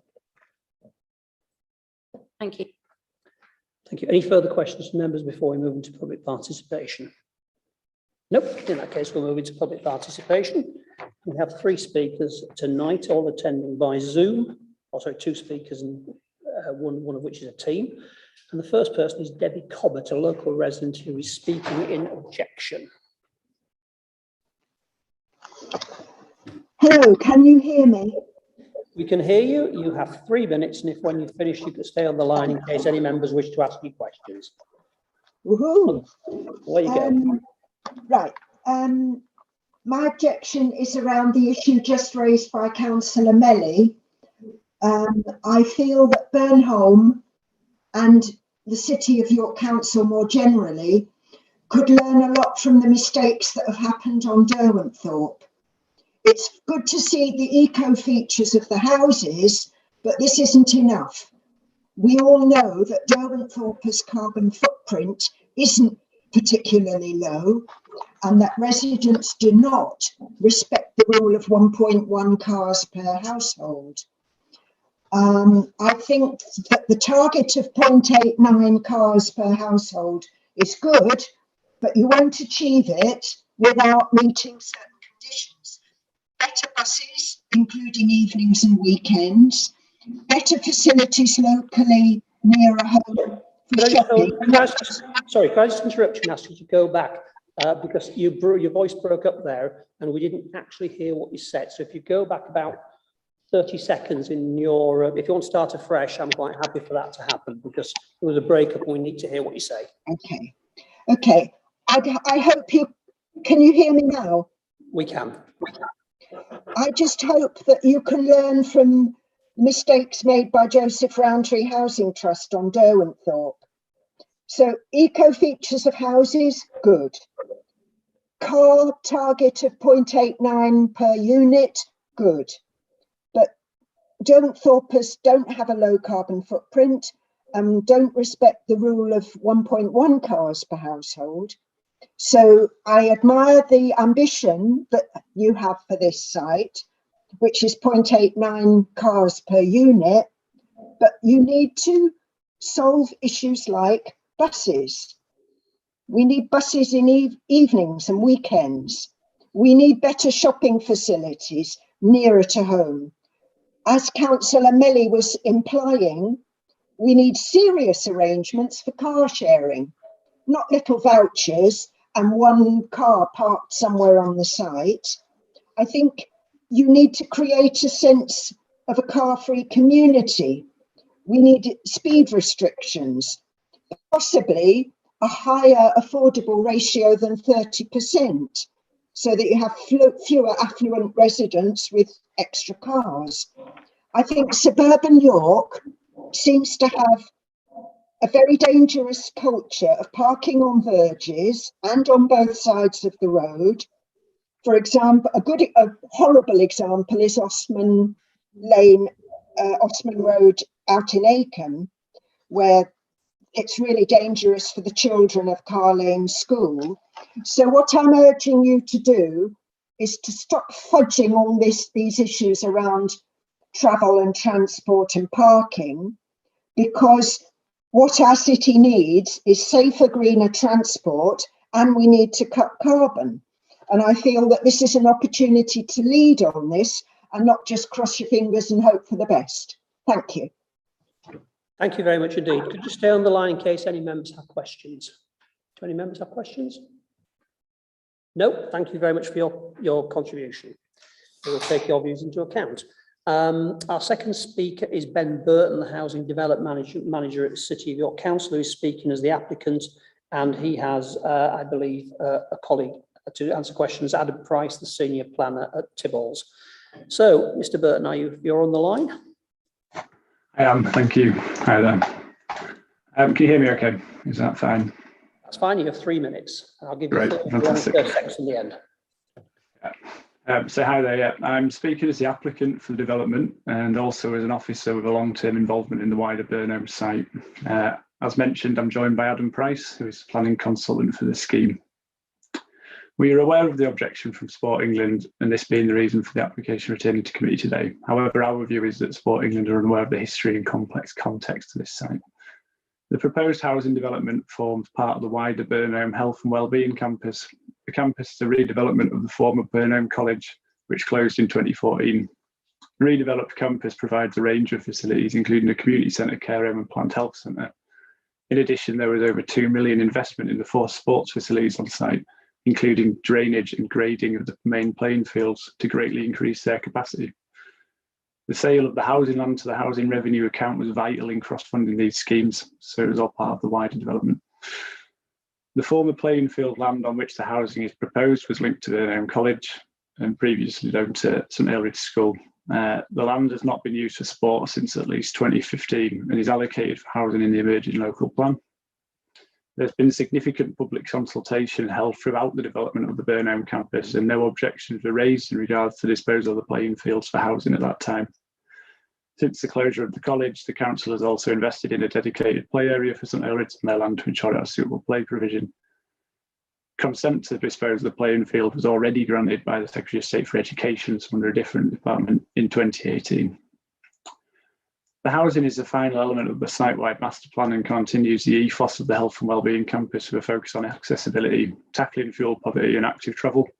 The proposals include the provision of publicly accessible, highly quality amenity space, including outdoor play and exercise equipment to the east. There is also a financial contribution of over £43,000 for further investment to sports facilities in the local area. The proposed scheme is supported by the Council's Sports Development Manager, as shown in the committee report, and lots of consultation was done throughout the design of this scheme and with the earlier campus with that team. We support Sport England in their objective to protect playing fields where they are genuinely at risk. However, they do not have any knowledge of the specific complex context of this site. The proposal completes a long-planned redevelopment of the Burnholme site, having already funded significant improvements to the area's sport infrastructure, and would make use of a piece of land that has been disused for over 5 years and which is designated for housing within the emerging local plan. We would ask that you support the office's recommendation to enable the delivery of these benefits to the area. Lastly, I'm sure it will come up in questions, but I think it's worth considering that deferring this until the PPS has run its course doesn't guarantee that it will continue, because there is still an outstanding objection from Sport England relating to the area to the east where we're improving the area with amenity space and sports and equipment. So that would still be in place, and we would need to return to committee at that point or resolve that through measures. Thank you.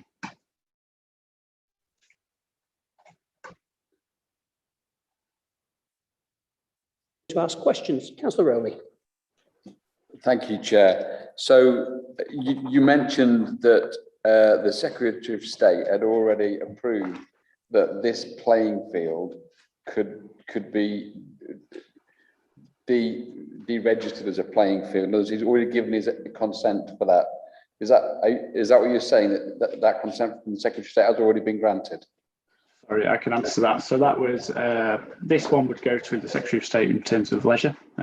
This Secretary of State approval was granted by Education under a Section 123 notice for disposal of school playing fields. So it was a separate disposal, but the process is very similar and goes through the same considerations of the purpose of the facility, and was accepted at that point. And at that time, we did consultation with the residents, put out notices requesting if anyone objected to that disposal, and there was no objections at the time.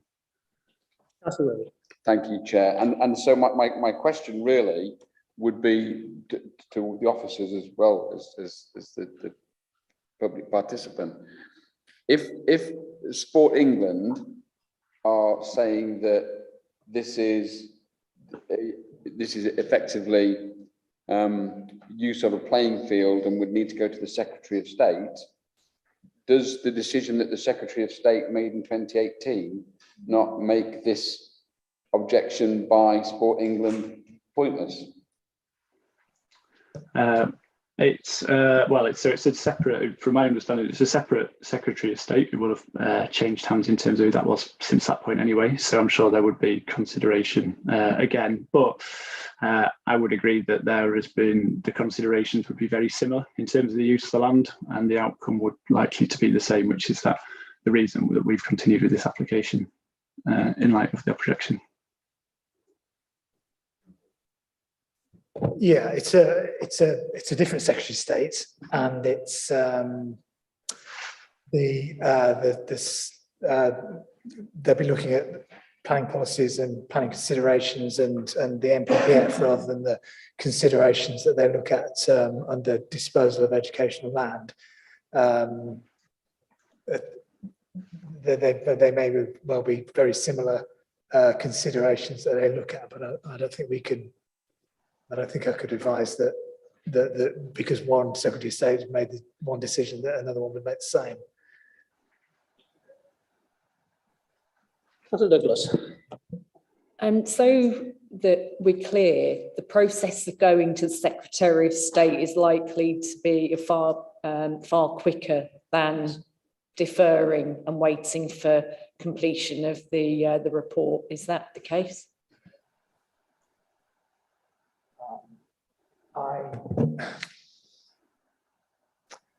The Secretary of State is supposed to come back to us within 21 or 28 days, can't remember which, to say whether they wish to call it in. But they have an unlimited, the law allows them an unlimited time to sort of set that back. But generally, they come back within that time period. But if the decision is made, to hold a call-in inquiry, then that will take a number of months. But it's certainly, for new housing sites, it's certainly a lot quicker process than it was perhaps a few years ago. But we're looking at, I don't know, what did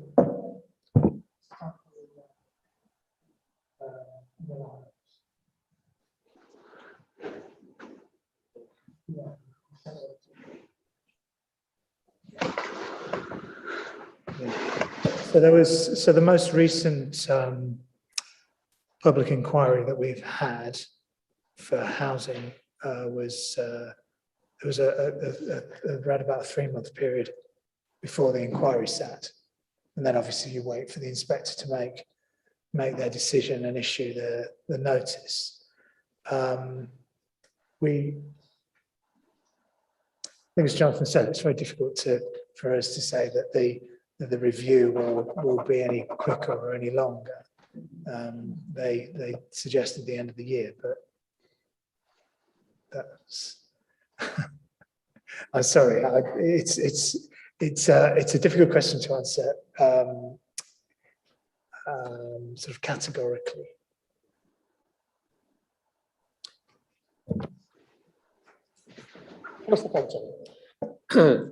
Thank you, Chair. Ben, you mentioned at the end of your remarks something would have to come back to committee anyway, and you mentioned the land to the east of the site, but I didn't quite follow what you meant. Can you just explain that in a bit more detail, please?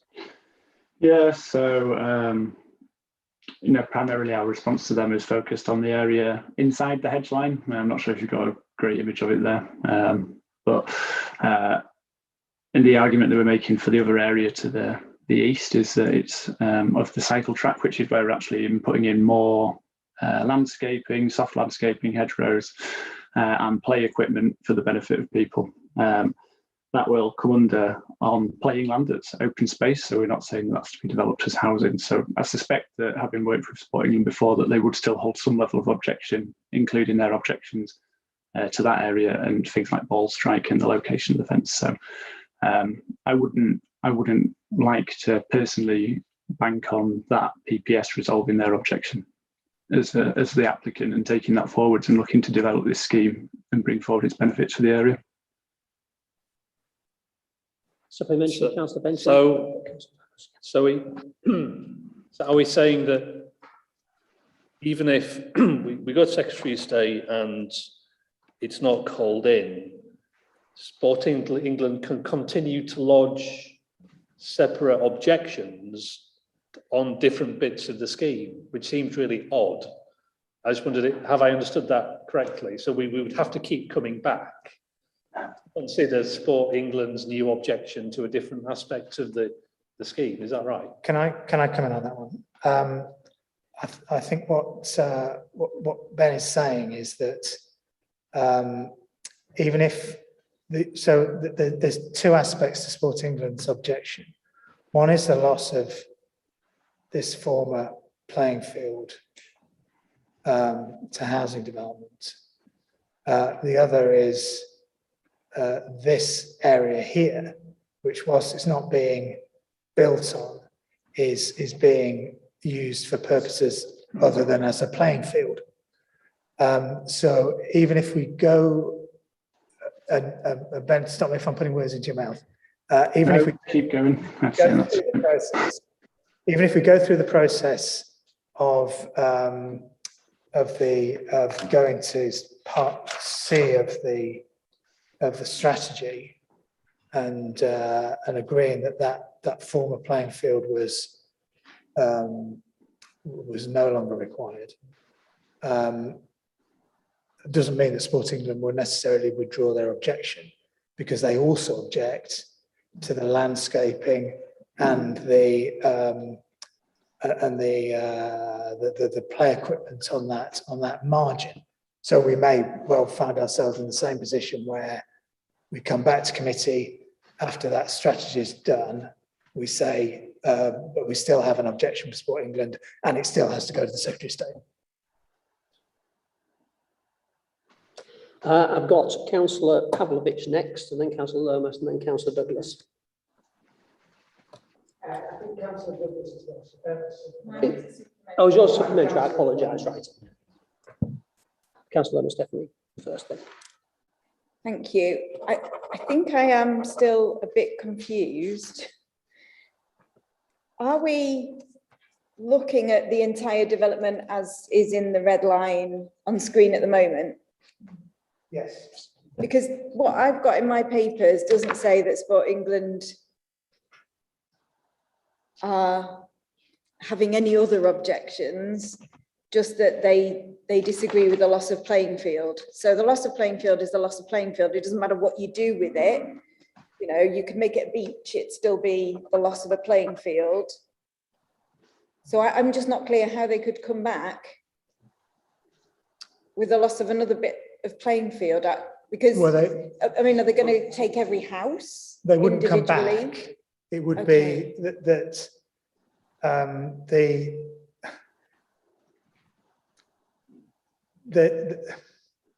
there are two aspects to the loss of the playing field. One is the major part of the site where the housing was, and then that other bit is the margin along the side of the existing playing fields. So this bit here. And I don't think that we are, this area here wouldn't be considered. Well, our case, our point was that it's not being built on, it's still a playing field, it's still a piece of land being used for recreation.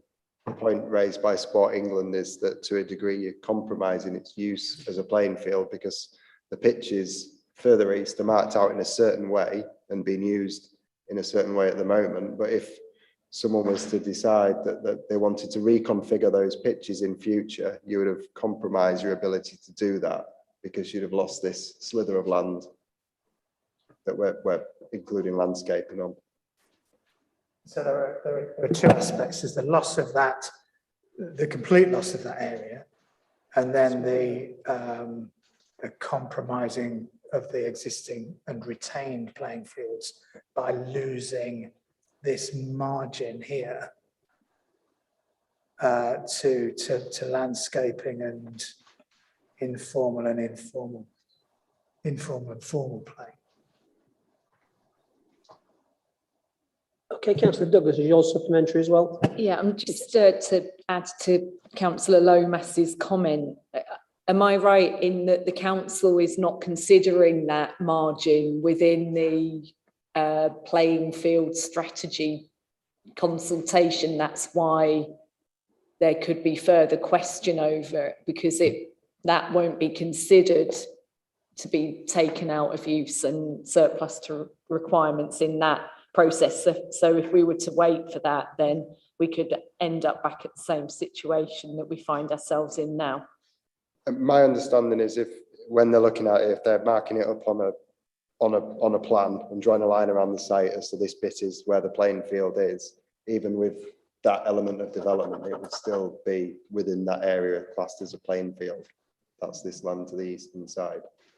They wouldn't, my understanding is they wouldn't redraw the map if it were to be used for sort of, because in their mind, it will still be used for recreation. It'll have exercise equipment on it and the like, and children's play equipment. So it would still be within the line of their marking of it out as a playing field. Yeah. Just to follow up that, yeah, in the PPS, my understanding, I'll have to go back for it, sorry, the playing pitch strategy, that's the issue I'm getting at. They're seen as two separate areas of playing field, and the margin that's there isn't discussed as a playing field in the playing pitch strategy. So that's where the grey area comes up and causes some issues for us if we were to progress down that route. It becomes slightly unclear for us. Thank you, Councillor Pavlovich. Did you have a comment? I put hand up. I wonder if it's still. Yep, fine. But it's not a supplementary, it's a separate question. Yeah, I thought it was. Can you answer any questions about drainage? Is there any point in me asking a question about drainage? I haven't got a semi-civil engineer on the call, unfortunately, today, but you're welcome to ask a question, and we will see where we get. Well, let's give it a go. 83 additional houses. How are you going to ensure that there is no foul water that's being discharged into Tanghall Beck? Into Tanghall Beck.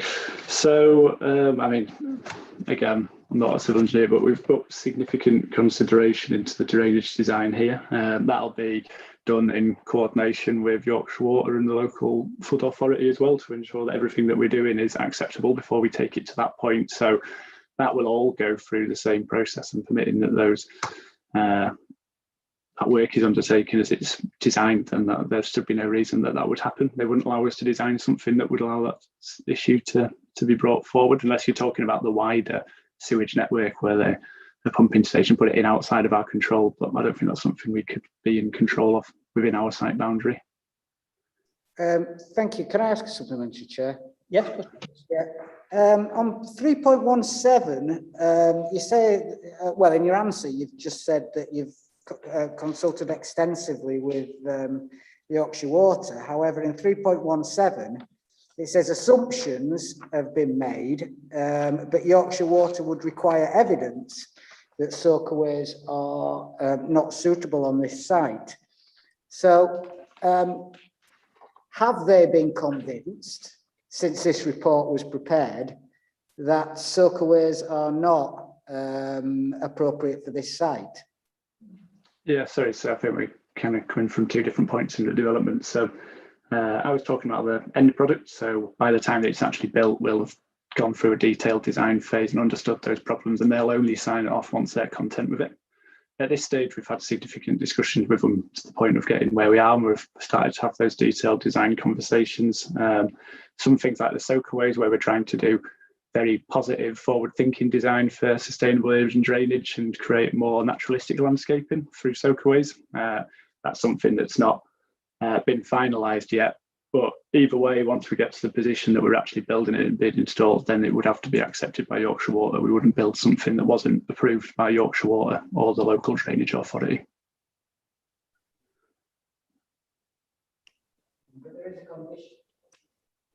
But there is a condition that says site-specific details and the means by which the surface water discharge rate shall be restricted to a maximum rate of 3.5 litres per second.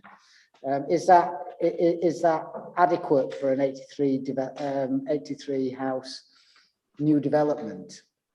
Yeah, absolutely. So, I mean, it's more about how we manage that flow on site. So whether that's done through attenuation or whether that's done by having sustainable area and drainage and storing that within either permeable footpaths or within other permeable sources when it comes to flow out. And so, yeah, it's certainly something that we can manage, and it's certainly something that the civil engineers agreed to for it to be in that condition. Thank you. Any further questions for Mr. Burton? Thank you, Mr. Burton, for your contributions. We'll take our views into account. Are there any final questions for our officers before we move into debate? I see none, so now we can move into debate. Councillor de Gore. I'd like to propose approval subject to reference to the Secretary of State as per officers' recommendations. I think you know, obviously there's a debate to be had about whether that's the best way forward, but given the complexities we've heard about this situation with the council play policy, and we know that that could take some significant amount of time to come forward, and as you've said, the process should be relatively quick for the reference to Secretary of State. I think, although I acknowledge it's a different process, nevertheless, if there has already been reference to Secretary of State for disposal of education land, that does presumably add weight to the argument that this hopefully would be a formality. And you know, the evidence is already there, as we've heard about it not being used for the last 5 years as play area. We've got certainly strong evidence about it being part of a wider strategy and it being included within the submitted local plan, which obviously is still subject to confirmation. But those are all sort of grounds, from my way of thinking, that we should move forward with approval. Despite the objection from the Sports England after we'd already debated this once previously.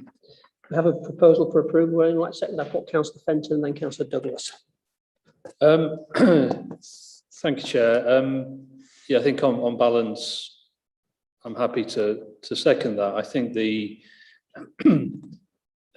been quite difficult to follow in terms of the different moving parts of this.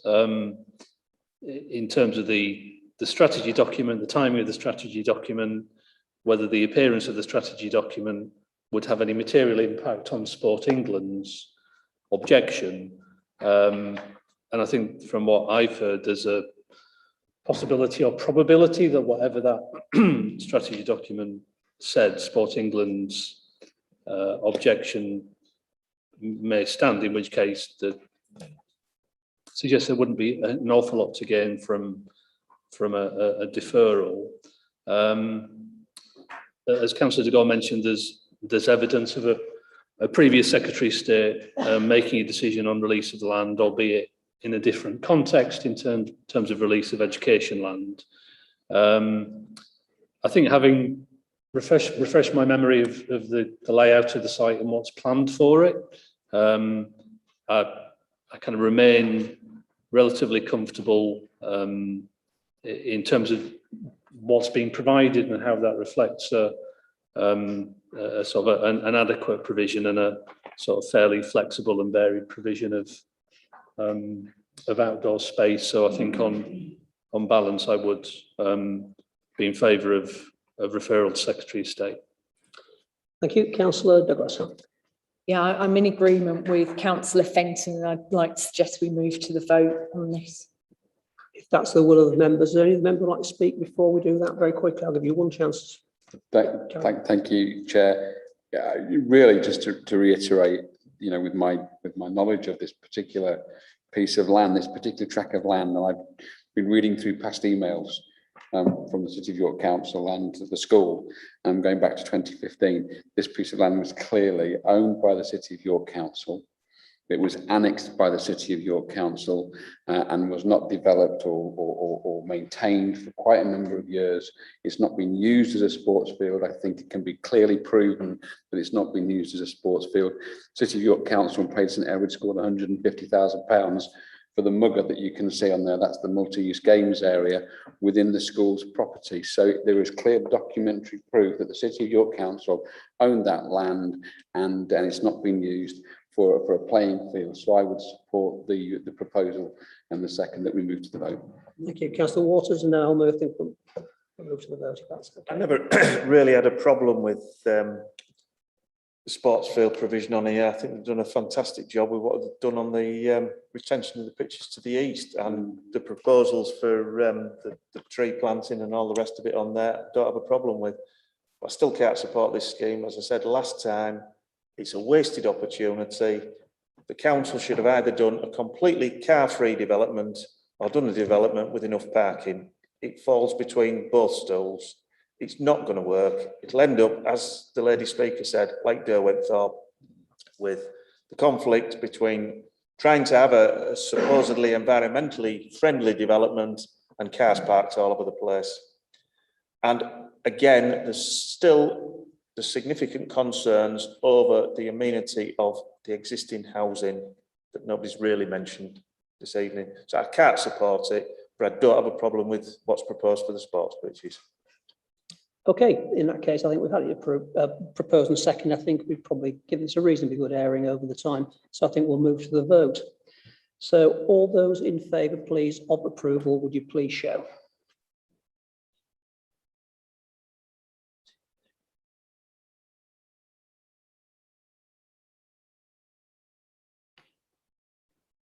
Thank you. And those against?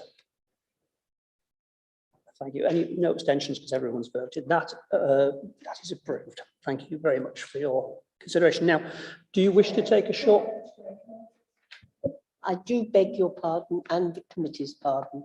I vastly did not allow sufficient time in my life for planning committee as it is currently formulated.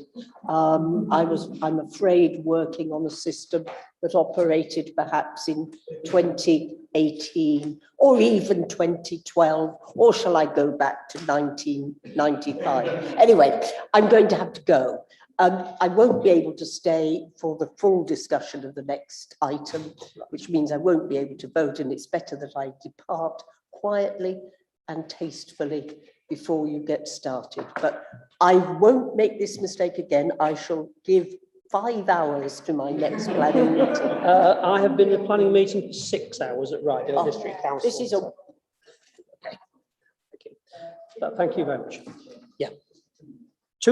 I'll say just say 1900. That's okay. 2-3 minutes. That's all right. Especially if you keep taking breaks.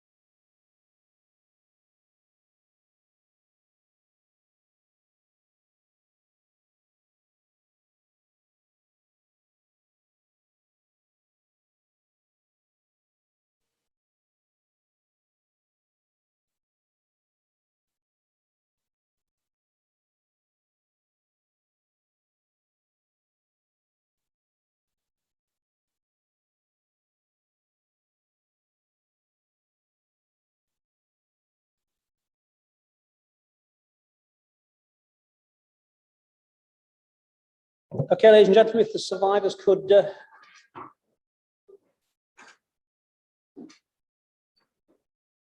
okay, we'll move on to the third item on the agenda, which is the application for Plumbase, Waterloo House, Fawcett Street, York, the erection of a 3 and 3.5 storey student accommodation block. This is the application that was refused in June on very specific grounds of a lack of amenity space. So the applicants have amended the application to provide more amenity space.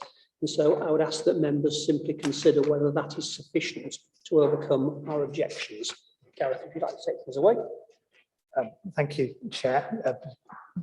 Took the words out of my mouth pretty much.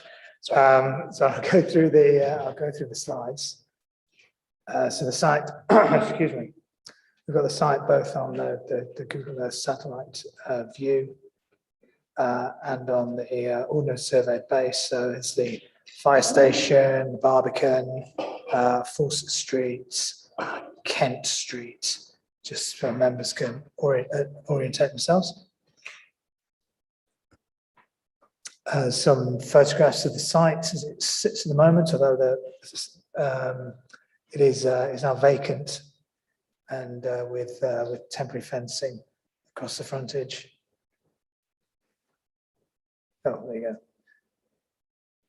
go. Fawcett Street with the site there.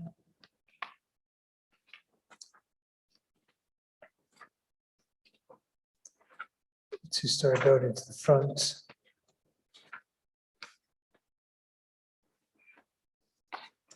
And then you can see the warehouse building from the back, at the back of the site rather, from the city walls between the Barbican and these Fawcett Street properties. This is Barbican Court, residential site to the north. This is the proposed site plan. Elevations. Stop at the floor plans. So members will hopefully recall that the application was refused, as Councillor Fisher pointed out. The reason for refusal is set out on page 100, paragraph 1.5. And the application, so the application was refused. This resubmitted application differs from that refusal principally in reduction of the number of studio rooms and the introduction of communal space on each floor. So you have the ground floor communal space, and then at first floor there's a communal area. Second floor the same. And then third floor, a communal space for each floor of the building. The presentation continues with sections through the building, showing its relationship with its neighbours. And then there's a materials schedule. The recommendation is that planning permission is granted subject to prior completion of a legal agreement, contribution towards amenity open space. Jonathan just has a short update about revised plans that have been received since the report was written. Yes, thank you. So it's just an amendment to condition to update the elevation drawings. So we've now got drawing 105 revision D and 012 revision D. The only amendment, we've made some slight adjustments to the windows to increase the natural daylight that goes into the rooms. It's very nominal compared to the elevations that we've seen previously. It's only a sort of around 10 to 15 centimetres in increase in dimensions, and in some places the windows have been shifted so they're more central to the rooms, but they don't materially affect the appearance of the building or raise any new overlooking or amenity issues. Yeah, thank you very much. Any questions, Councillor Wardby? Thank you, Chair. You've said that we only need to consider what the changes are. So could you, on the diagram, absolutely make clear what they have done to improve it for us to make a decision on this today, please?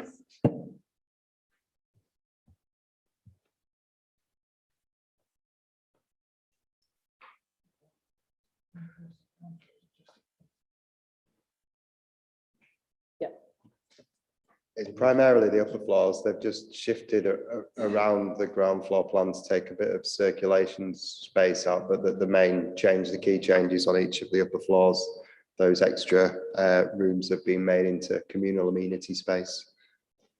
So that's this area here. This area here at first floor, this area at second floor, and then third floor. And I think I can zoom in if members can't pick that up. See how this works.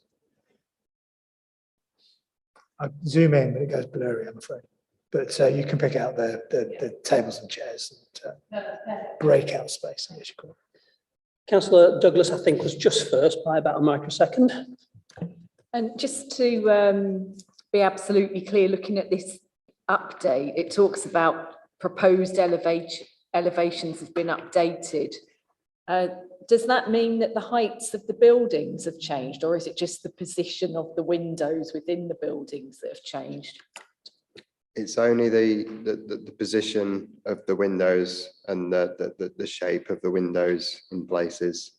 And there's some new windows on the elevation that looks towards the fire station, some narrow windows on that side. But the envelope of the building is exactly the same as it was before. It's no bigger, no smaller. Councillor Lomas. Thank you.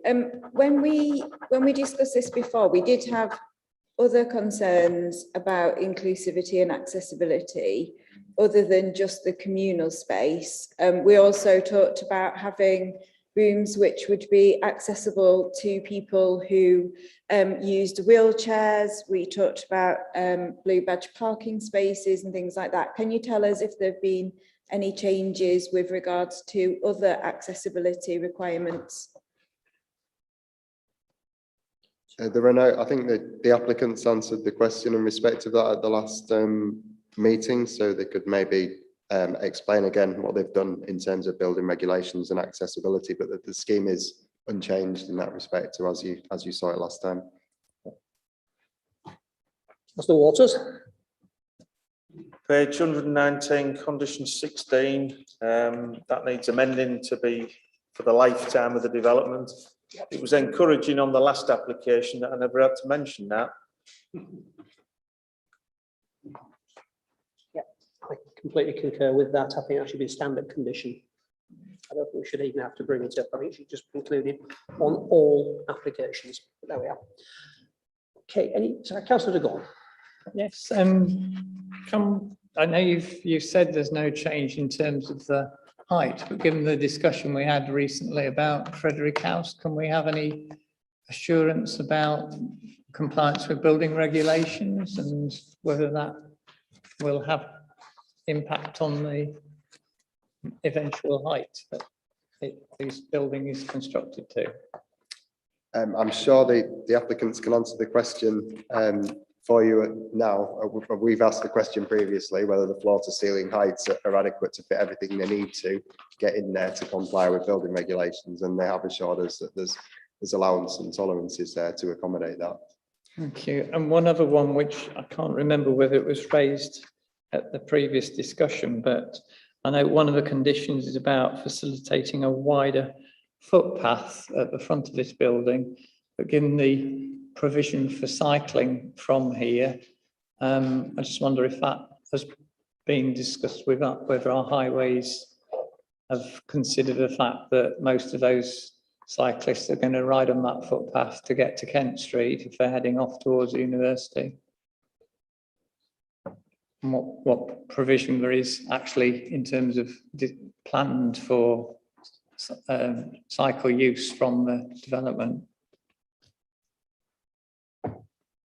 Well, the scheme is unchanged in that respect. The footpath is made wider by pinching land from within the site. Highways weren't definitive with us, that there was I know that the cycle path is narrow along there, but to my mind, there's no definitive scheme that fixes that. And I think, in my opinion, if highway safety is a problem on that piece of road at the moment, it's not for this scheme to sort that out. It's to be sorted out. The cycle path, such as it is there, is one way anyhow. It's a part of the gyratory. It doesn't go the other way. Hopefully, students won't be riding it the other way. But this will widen the footpath and move and give a little more room on that side. Any further questions before we move into public participation? Nope. In that case, we have the applicants actually here in person. Gary Swarbrick is here, who is speaking as the applicant, and then there are Tarif Javid and Andy Green and Ian Rivington, I think. I don't think Rivington's here, but anyway. 2 out of 3.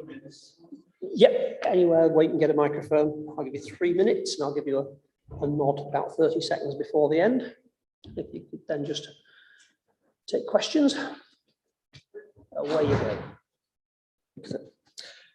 Thank you, Chair. So, as you've heard, we're back in front of you today with a revised proposal that seeks to address the single reason refusal given by members in refusing planning permission for the proposed development back in June, namely an insufficient level of shared communal space to meet the need of the future student occupiers.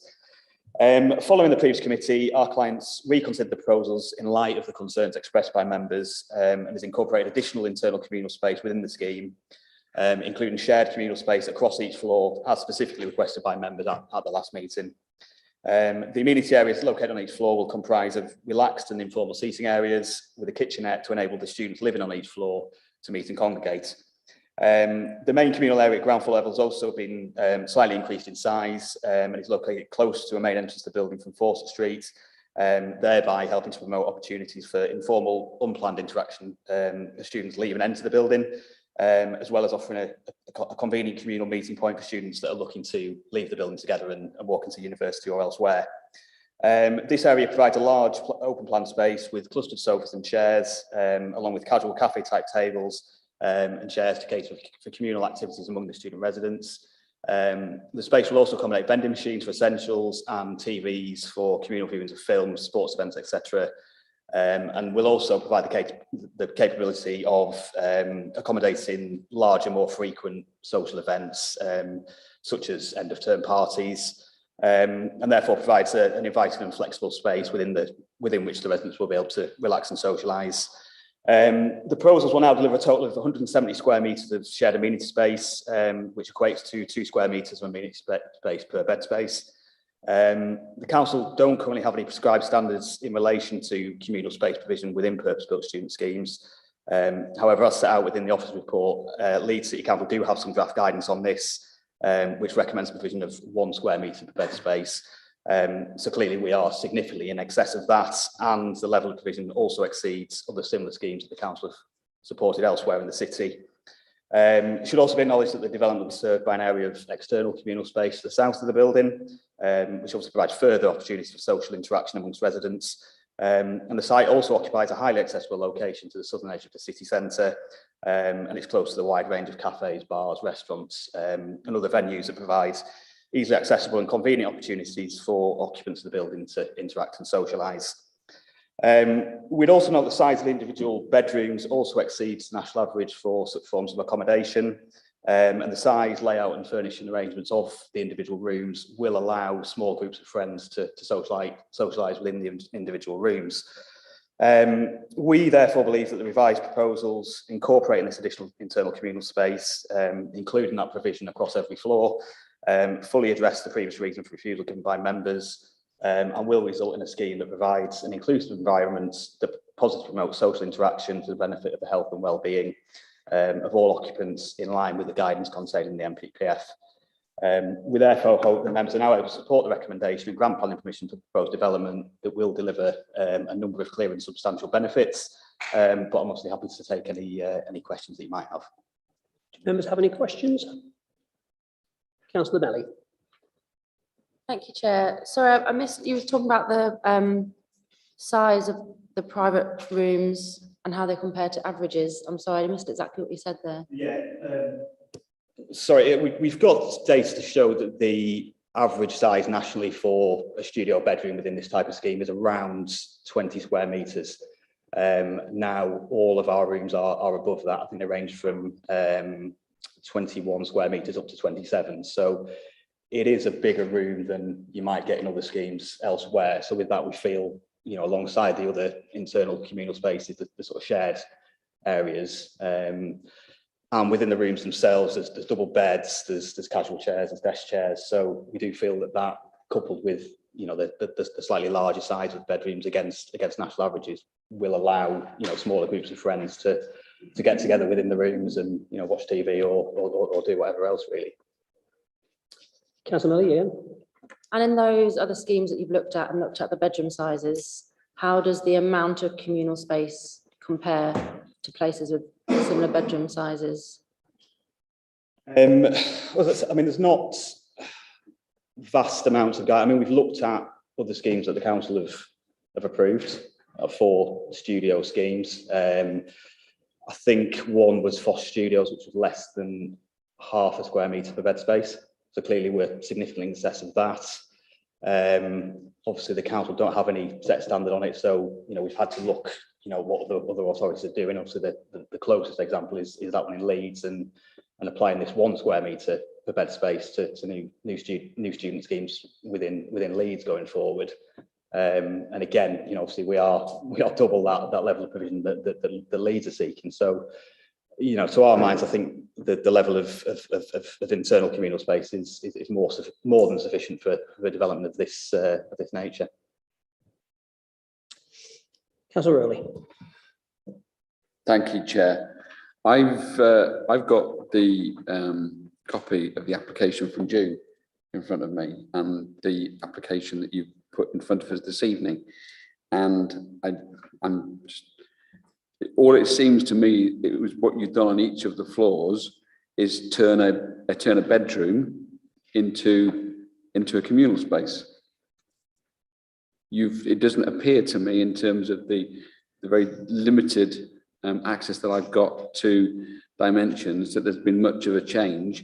I'm just, can you just confirm that effectively all you've done is take a room on each floor at the end of the corridor and convert it from a bedroom into a communal room? So I think Tarif just jumped in and said, you know, if he's all right to say that, if you don't mind. Hi. If you obviously got the details you said from previously and from the last meeting or refusal, and the suggestion from the members, including the gentleman who's left, obviously talked about additional communal space, even though we feel we've demonstrated there was satisfactory when we benchmarked it. I think during that suggestion, we did actually ponder on the additional communal space and how we provide it. Do we provide it as a larger ground floor communal space for everybody, or as the indication or direction was actually, you know what, it's a long old building, depending on the site, and the preference was, well, why don't you create additional space? And that was a specific comment on each floor. So we have then dedicated quiet room, additional communal space, coffee, tea making facilities on each floor. We could have gone the other way and said, you know what, we'll dedicate the equivalent space in one communal space, but on the ground floor, but we did then make the decision based on the feedback that we'd create space on each floor. Am I? Yes, carry on. So just to confirm, my question to you was that all you've done, and forgive me if this doesn't in any way to sound harsh, but to me, looking at the plans that were submitted and rejected in June, and looking at the plans that we've got now, and admittedly these are not the detailed plans, they're simply what's been presented to us. It simply looks to me that what you've done, okay, is take an end room on each of the 3 floors and convert it from a bedroom to a communal space. You haven't changed any of the dimensions that I can see I just wanted to confirm that's all you've done. Sorry, beg your pardon. Absolutely correct, explicitly correct, that we've created additional space in the setup that we have based on the feedback that we had at the previous meeting. So yes, individual rooms have been created on each floor for additional space, and the overall amount of communal space is twice as much the benchmark that we've used. So, sorry, can I just jump in and add something to that?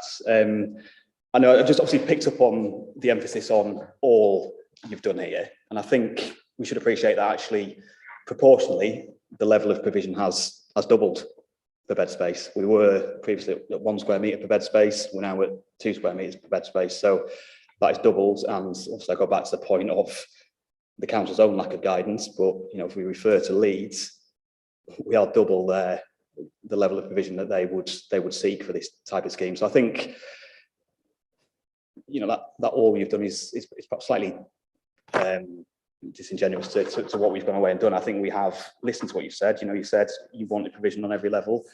We've done that. We've significantly increased it proportionally against that previous scheme. So I think it's a little bit unfair to perhaps put that emphasis on as an all you've done. If you don't mind me saying. Forgive me, Chair, but your colleague answered the question affirmatively. That's what you've done. Yeah, go on. Yes, do I?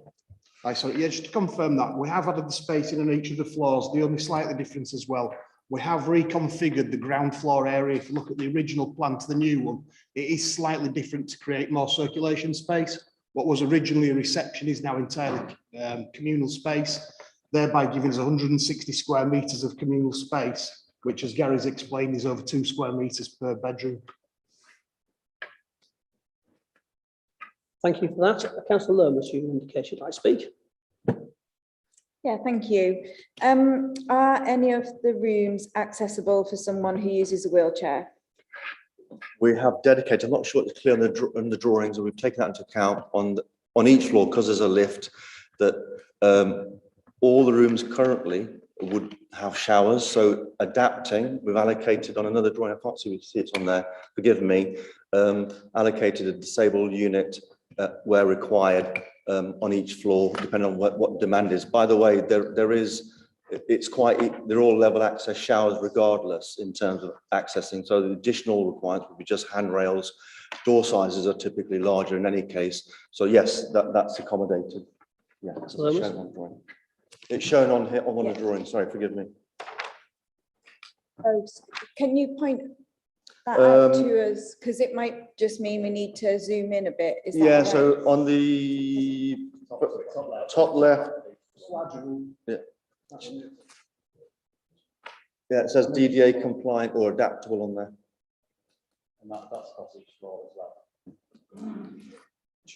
There it is. Just there.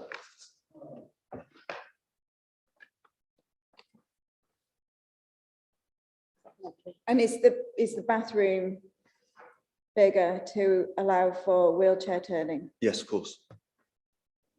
Okay. Sorry, I mean, it is, sorry, forgive me, I'll correct myself. That is indicative, but we have indicated it's DDA compliant, so we couldn't call it that unless it was. DDA doesn't exist anymore, so Okay. let's hope it's Okay, compliant it with is, it's current a terminology, all right, legislation. it's a terminology, forgive me, it's a terminology we use to, well, I would hope to demonstrate that it's going to be suitable for someone who requires that sort of space and arrangement, yes. Councillor Melly. Thanks. So does that include extra turning space, not just in the bathroom, but in the whole room? It is the larger of the size of the rooms, yes. So lower basin height, extra Yes. storage space for mobility aids. Yes. Yeah. Right, thanks. That includes, so forgive me, I should have said, including, so the small kitchenette that's part of the studio. So obviously the requirements for wheelchair users to be able to get underneath them there. Thank you, Councillor Warby. So, sorry, I thought you said all rooms could be accessed. Did I misunderstand that? No, Sorry. we have allocated specific rooms, but the design allows us, if we needed to, change a room. So if we had, for instance, interest, I know it's slightly after the event, that they're all level access showers in any case, it just suits us, it's easier for construction, for instance. But we have specifically dedicated rooms, the size is larger than the typical one that are suitable for disabled or people with mobility issues. Other rooms can be adapted if we needed to. Okay, sorry, I'm not. Yeah. I'm not understanding. So level access, do you mean wet room? Yes. Yes. Oh, right, okay, thank you. Yeah. Sorry. Yeah, yes. Sorry. If I wet room don't use level the access. technology, I don't know. Thank you very much. Thank you. Have members any other further questions? Thank you for your inputs. We'll take your views into account and we'll move. No, first of all, any final questions for our officers? Nope. In that case, we'll move straight into debate. Councillor Pavlovich. Thank you. Excuse me. Thank you, Chair. Can I propose, therefore, that we approve this application and the on the terms outlined in the report? And my reasons for this are, Chair, that we've now heard this application for the third time. In my opinion, this committee has done what this committee does well, which is challenge developers' assumptions and statements, and where they are unhappy, in this case with communal space, we refuse an application. The developers have now come back and complied with what was asked by members on the last occasion. And I specifically remember one member raising the fact of can't one of the studio bedrooms be made into a communal space? Now that's exactly what has been done. And therefore I cannot see what further grounds, given what was said on the last occasion as for grounds for refusal, that we would have further grounds for refusal. Now, obviously, if members disagree with that and don't feel that the communal space is sufficient, then you know, quite clearly they will vote against. But that would be my proposal, to approve subject to section 106 as outlined in the report. Thank you, Councillor Warby. Thank you, Chair. I'd like to second this. I'm in total agreement with Councillor Pavlovich. Thank you. Councillor Rowley. Thank you, Chair. The reasons for refusal at the last meeting were the fact that planning decisions should ensure that development will function well and create places that are safe, inclusive and accessible, which promote health and well-being. Whilst I appreciate that there's extra rooms being made available on each floor, I would have to question whether they are accessible. The fact that they are put at the end of a corridor, and I appreciate this isn't necessarily a planning consideration, but for me, if the question is, have the developers come back and answered the concerns that we had, and that's that they have created places that are safe, inclusive and accessible, which promote health and well-being, I would have to say, on the evidence that I've got in front of me, they haven't. And so I can't support this application. That is your prerogative, of course. Councillor Lomas, then Councillor Belly. Thank you, Chair. I think it is commendable that the applicants have come back and they've provided some communal space. But I do note that on the first floor and second floor, that is one of the larger rooms, which would have been accessible for people who use a wheelchair. So that means a loss of 2 rooms, which would be accessible for people who use a wheelchair. And this is now a development for 83 people, and 15% of 83 people is about 12.5. So we should be aiming, I would say, for a minimum of 6 rooms to be fully accessible for someone who needed full access, and other rooms to be able to be easily converted for other types of access needs. And this development, as it stands, only provides 3 accessible rooms which I think is pretty poor and doesn't meet our requirement for the development to be inclusive and accessible. So therefore, I can't support approval. Councillor Melly. Thank you, Chair. I hate getting this close to the vote and not knowing how I'm going to vote. I appreciate that changes have been made. It's a significant improvement on the plans as they were. Specific feedback has been taken on board and addressed, but it still really doesn't feel like enough communal space. Looking at the plans like that, the overall impression after taking everything into account, including the outside space, the ground floor space and the shared space on every floor, it still just looks like it's fitting as many rooms and rent payers in as possible and not creating a healthy living environment that promotes health and well-being, or whatever the exact phrase was. I'm trying to think back to when I was at university, where we lived in blocks like this, where you lived in corridors, and there was between 3 and 12 rooms sharing one communal space. And the people where there were 12 people sharing one communal space sometimes, got mocked for being in the poor quality of accommodation. And on 2 of these floors, there's 24, double that, double 12 rooms sharing one communal space. So I still have reservations. I'm just trying to assess whether it's passable in planning terms or not. Moving on, we've got Councillor de Gorne, would I speak? Yeah, I accept that obviously this is progress compared to previous night. I do respect the fact that we have developers have responded. I mean, the challenge for me in terms of looking at the layout there is it seems as though rather than if it is intended to be for purpose for the whole floor, then one would have expected it be to somewhere near the stair lift or somewhere more central, whereas it seems to me that they've just deliberately just chosen the least attractive room, which is above the communal space on the ground floor and nearest to the front of the building with any windows and so on will get traffic noise within that space. So it's not that particularly attractive in terms of purpose that the committee asked for this to be, refused it on last time this was discussed. I do also have, I appreciate that maybe that wasn't discussed at the last time, but significant concerns about the arrangements for, we do want to promote active travel. The location of this is within about 50 yards of a bus stop, but you have to cross the road where there's no controlled crossing.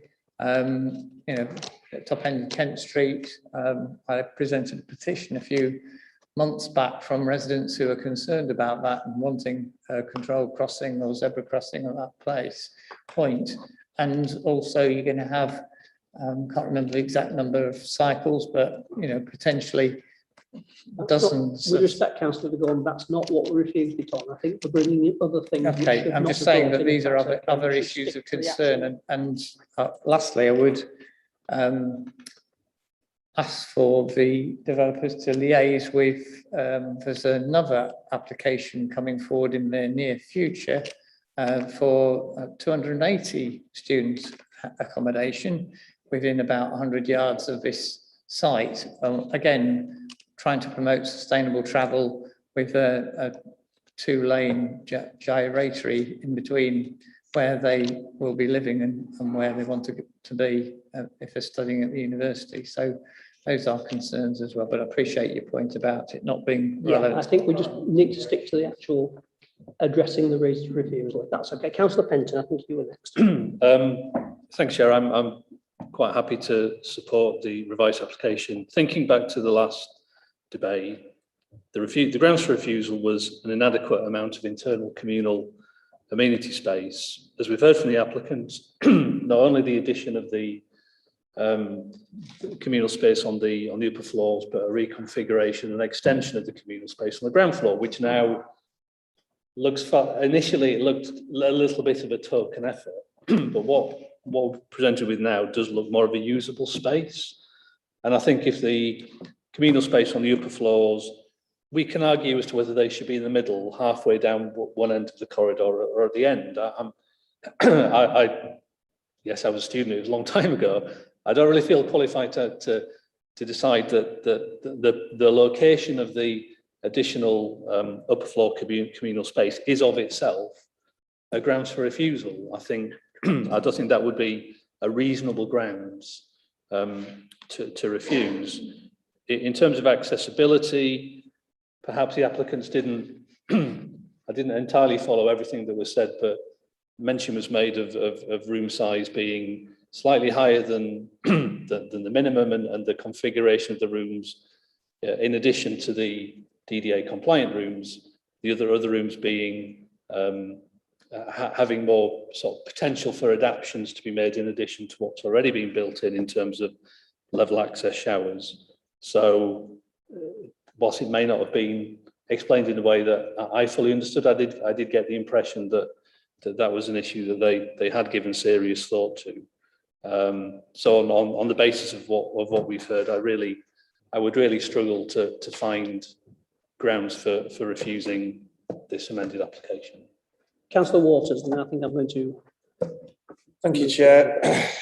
I was never going to put my name to this. I was disappointed at the last meeting when the only discussion centred around the amenity for the future occupants. Simple fact is, this is another out of scale, out of character development being imposed on the City of York. I think the people of this city, the residential population of this city, will judge these developments very critically.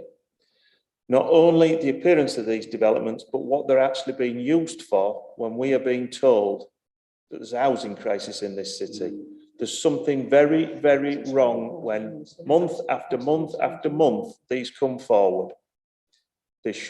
Development like this, York University campus, not taking prime development land. Thank you, Chair.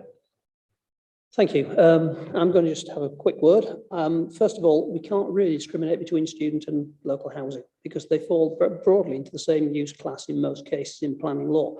This application was clearly refused on a criterion, which was there wasn't enough amenity space. And I said at the time, my personal opinion was they needed to provide a communal room on each floor. They have done that. This committee has actually given them some guidance. They've listened to it. And I believe, therefore, we should be approving this application. The applicants have listened to what we said. We've given them guidance. They've acted on it. I'm certainly supporting approval on this one. And I voted for refusal last time. So, right, I think it's probably getting to the point. Chair, could I just make a point? Having looked at our student housing policy, there's nothing in that policy which seeks a certain number of wheelchair accessible rooms. So my advice would be that under the Planning Act, it'd be very difficult to defend a refusal reason which referred to a lack of or an under provision of wheelchair accessible rooms, and in those circumstances we'd rather leave that consideration up to the building regulations and any requirements within those regulations rather than using the Planning Act. Okay, I think we can now move to a vote. I think enough people have had the say. So it's been proposed and seconded that we approve this application with the conditions shown and the amendment to the landscaping scheme that the landscaping should be replaced within the lifetime of the development of Councillor Waters requested. So could I ask all those in favour of that, please show clearly. Thank you very much.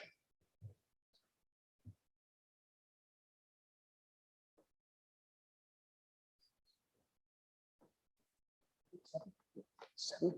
And those against, please. 5. So by 7 votes to 5, that is approved. Right, there being no further business, I call the meeting to a close. Thank you very much indeed for your attendance and your contributions. I think we've considered those very thoroughly. Thanks to all the officers.